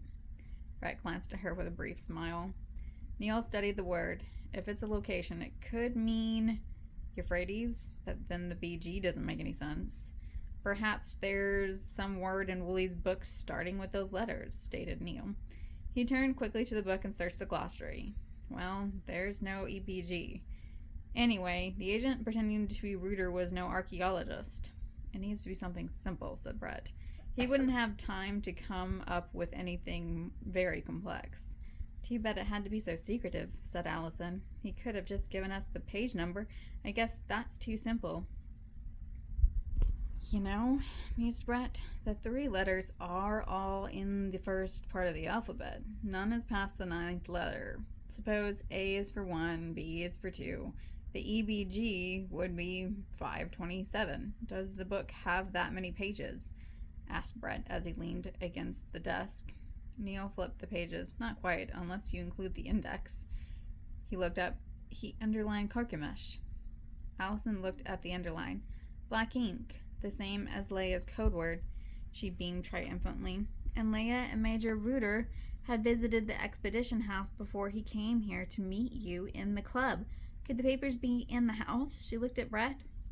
And to think we were all there the night we escaped Captain Mustafa. But we're in the house. We looked everywhere. Brett looked at Neil. What page number is listed under Carchemish? There are several, starting with 238. I'll scan them all. There is another underlined word. There is another underline under the word stairs. Neil hesitated, as though visualizing the house where he and Leia had stayed. I don't understand. There are no stairs at the expedition house. No, not at the house, said Brett, and his gaze met Neil's. I'll bet it's the Carchemish digs. You're right. The digs would be safer, said Neil in a low voice. Why didn't I think of it sooner? Leia told me Reuter had visited the digs just before he came here. She said he showed a good deal of interest in the latest Hittite discovery. Why didn't we all think of that? Said Brett.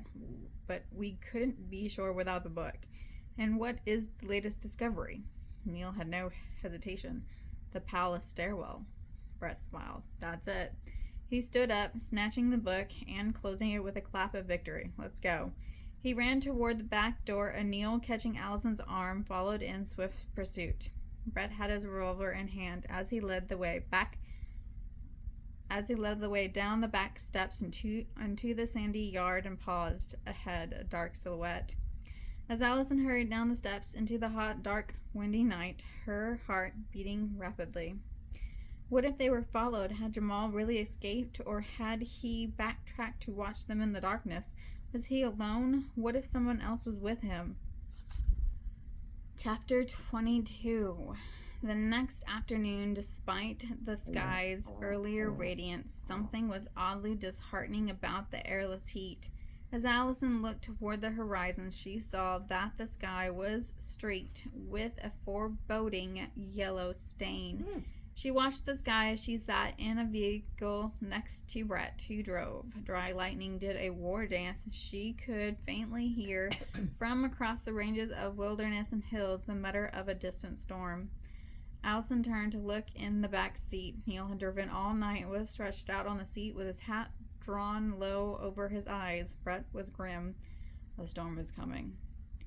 Allison shaded her eyes from the sun, which was still shining brightly, but the dirty yellow stain above the desert was spreading.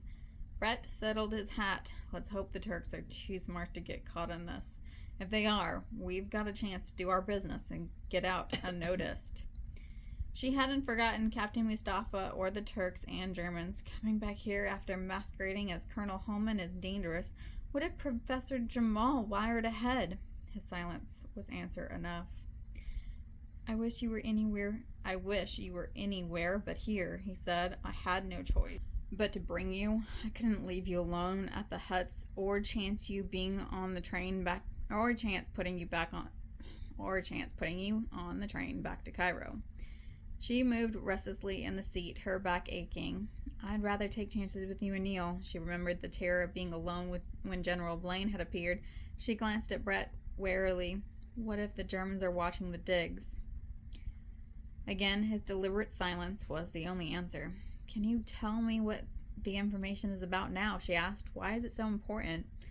His eyes regarded her thoughtfully. The Constantinople papers are evidence of something we have suspected for the last year.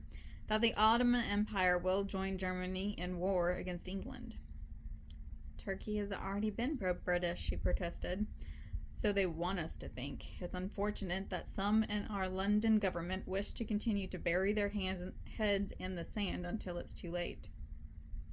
Are you suggesting the Ottoman Empire intends to side with the Kaiser? That's exactly what I mean. The documents our agent came across in Constantinople are proof. They also show that Germany has made secret overtures to Constantinople promising sections of Czarist Russia to territory that Turkey has always had its eyes on. What Constantinople doesn't know is that the Kaiser, too, has an appetite for St. Petersburg, along with large sections of France, Belgium, and England. She stared at him, her stomach doing a flip-flop. Flip-flop. Germany will declare war on England? Eventually. When it serves the Kaiser's purpose. Egypt is a bit closer to where we are, isn't it? You don't mean the German general in Constantinople has plans to conquer all Palestine. We've long suspected the reasons for the railway being built from Baghdad. Yes, Leah mentioned it. Remember when you asked me at El Arish why I was interested in what the Bedouin had to say? He offered news to back up our suspicions. The railway, including the Hejaz, will be used to carry troops and supplies to Beersheba and Gaza for the Germans. And the documents that Reuter took from Constantinople are official proof the Germans intend to invade Egypt by way of the Suez Canal, just as soon as Germany invades Belgium. She stared at him, amazed and frightened. For a moment, she could say nothing. War, not only in Europe, but also in Arabia and Palestine, even Egypt. The documents, he continued, are proof to show the hard-headed optimists in London and Cairo. Now do you see why they are so crucial? Egypt at this moment has insufficient troops to hold off any thrust into the Suez by Turkey. No wonder the other side wanted to stop Major Reuter, she said, and to think for a short time it all rested with Neil and Leia. And you, he said soberly. For a time, you alone held the key to locating those documents. She considered this, awed by the thought. Yet here they were, nearing Carchemish. The documents would soon be in Brett's grasp. Anything might go wrong, she said. Not if we can help it. So you've no doubt in your mind the Kaiser will go to war, she said, dismayed. My personal opinion? I've no doubt. But others in London wouldn't agree with me. For years, Germany has been building her army and preparing for conquest. Yes, she said quietly, thinking of General Blaine. To quote Rex, it's Germany's hour. This time for the Aryan race to command a world empire. Time for England to surrender her command of her seas, her colonies, her dreams. Brett reached over and took hold of her wrist, and she looked at him quickly, as if awakening from a dream. Forget Blaine. About Sarah, she whispered. She doesn't know he was a German soldier, German agent. Is there any way it can be kept from her? She'll be heartbroken. That decision won't be left to me, but I'll do what I can. Intelligence will want to keep all this hushed up anyway, and I quite agree she didn't know. Did you, Brett? Have you ever had suspicions about him? Actually, no, not at first. Not until we met at Helga's shop in Old Cairo. I looked into matters with the British consul, Arlington. He told me by wire that it was Blaine who had arranged for your aunt's medical supplies to be sent from Luxor to Cairo. But Blaine made a dreadful blunder. He didn't think they would be sent to Helga's shop. That was a slip her proprietor made when he thought the crates contained opium he could sell. Instead of sending the crates to an associate of Jamal's, the proprietor arranged for them to be brought first to Helga's shop. So Blaine had to go there. When I saw him and learned he had arrived before you did, I began to suspect him. So you followed me to Luxor, she said, and then to the Hejaz Railway? I expected Blaine to follow you as well, but he didn't. Jamal did. I had to make a choice to stay on Blaine or follow Jamal. Without Neil to help, and with Hamid in Aleppo, I had no one to watch Blaine while I trailed you and Jamal. Helga hadn't arrived yet. I'm surprised about the Baroness. I had her all wrong. She's been an asset to us for several years now. Her dinner parties in Cairo and Aleppo are gathering places for foreign dignitaries and their wives. She's been able to gather a good deal of information for us since she's suspected of having sympathy for Germany's ambitions. What of the Berlin-Baghdad Railway? Isn't it being built by German construction companies once owned by Helga's husband? Yes, and it has allowed us to gain information from Berlin, since they report to her on the progress. So you followed Jamal onto the train, she said. I had to. I couldn't allow him to board without being there to protect you. It was a shock to find Neil in the train compartment instead of Professor Jamal. He looked at her. Remember your suspicion about someone boarding at Damascus who was unfriendly towards you? She shivered. Yes, General Blaine? I think so. He probably convinced Sarah he was coming to find you because he was concerned. By the time she would have found out what happened to you, they both would have been on a ship to Berlin. She would have been miserably unhappy. Yes, but by then it would have been too late for her to do anything about it. It was twilight when they arrived at the Carchemish Digs, a huge oval-shaped site surrounded by embankments as high as 25 feet.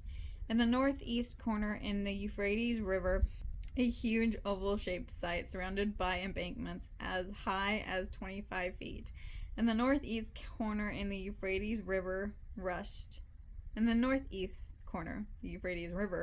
past the site, flowing dark and mysterious. Allison's first glance at the river in the approaching windstorm conjured up the ancient river's biblical references. She had read in Genesis of the river Euphrates connected with the Garden of Eden, and had read of it again in Revelation, where reference was made to 4 angels being loosed from the Euphrates to make way for a great army to pass. As she struggled her way through the ruins over difficult footing, she listened to the river's roar, stirred up by the wind, and looked up into the darkening sky that shrouded the moon and stars. The wind struck in raw, savage gusts that whipped her long hair and skirt. She struggled to keep up with Brett and Neil, who were moving ahead in their eagerness to locate the spot where Major Reuter had safely concealed the documents. As Neil pressed ahead, Brett paused to wait for her, taking her arm and helping her climb over the mounds of stone and dirt, then clasping her hand and pulling her along at a faster pace. She could see that the higher embankments protected the Hittite fortifications that looked to be made of crude brick. She saw 2 gates, one on the south and one on the west end of the digs. Within the rampart, or the enclosed area of the site, was a much higher mound, its summit reaching nearly, perhaps, 13 feet above the mean level of the river. This, she knew, was Neil's explanations in his letter. She knew from Neil's explanations in his letters had served the Hittites as their Acropolis. It was perhaps 1,000 feet long from northwest to southeast, falling off steeply to the Euphrates. The flattened top showed signs of ancient Roman and Syrian buildings, with huge fragments having toppled down, lying on the landward slope. Allison glanced about at the remains of the structures from a Roman-Syrian town, largely built of earlier materials. Some Arab houses were there too, made from used ancient blocks. Brett pulled her over the refuse heaps and structural remains from earlier digs as Allison felt the suck of the wind. If anyone is following us, we'll never hear them, she said above the wind. Keep moving. They came to some main Hittite remains at the foot of the mound where Neil waited, anxiously beckoning them to hurry. Brett ran ahead and Allison followed. When she got there, Neil had produced 2 lanterns. The men were lighting them as the twilight faded. The flames danced up, swaying in the wind, and Allison looked at the large staircase. Hogarth from the British Museum first began work here a year ago. explained Neil. He thought it seemed likely buildings would be in the vicinity of a stairway, and he was right. Earlier archaeologists were here before us and reburied some of their finds in their trenches because they couldn't transport them to England. We uncovered a great entrance staircase with some Hittite slabs on each side. Neil led them with the lantern as he talked. We've uncovered a great entrance staircase with some Hittite slabs on each side. We've been working on this staircase for some time. Reuter knew of it. He came here a few days before he went to the club meeting at Aleppo. Allison pointed. There's a lion's head. Artistically, the work was exceptional. She also saw some manner of an idol or a king. They came to the stairs. This is the spot, said Brett. Keep watch, Neil. It will take me a few minutes. Neil stood in the shadows of the arch, the wind blowing against him, and Allison held a second lantern close to where Brett was working. She kept glancing over her shoulder into the gathering darkness outside the enclosure, feeling a chill edging up her spine. Hurry, Brett. Ah, said Brett. I have it.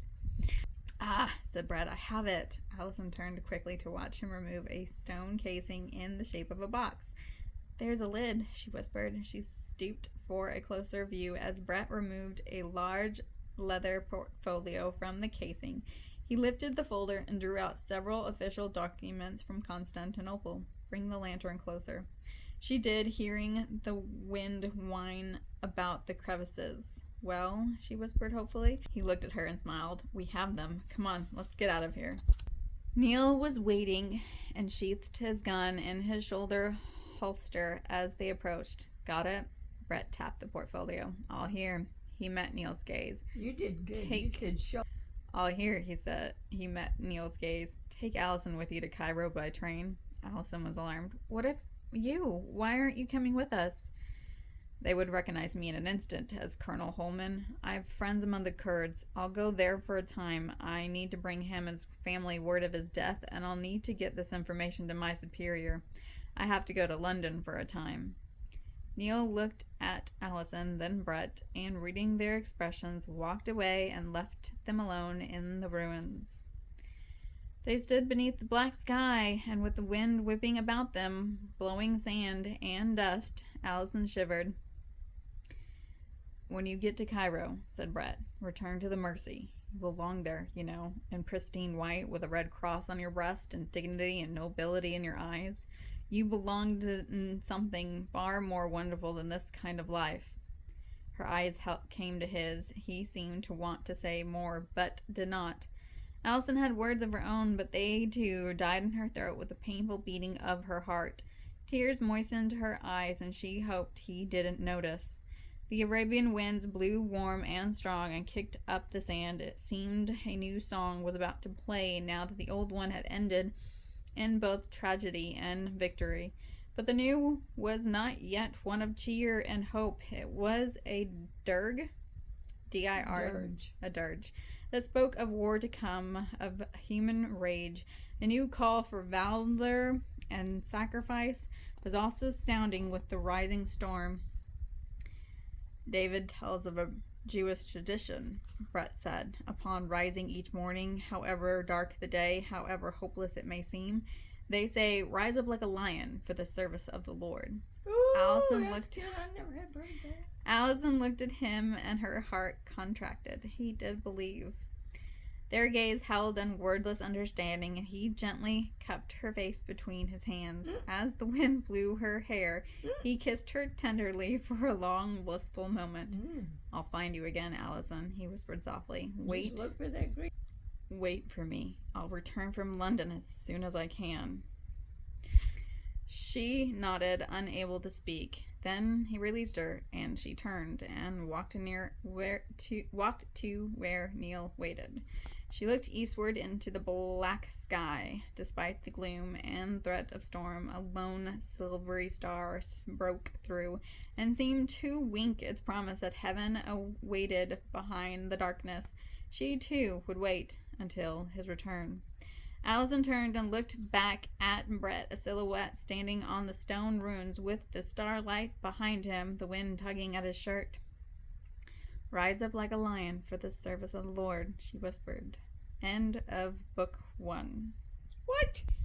Author's note: after researching the history of the time period, I have condensed some of the events that shaped the beginning of World War I, ending with the capture of Jerusalem in 1917.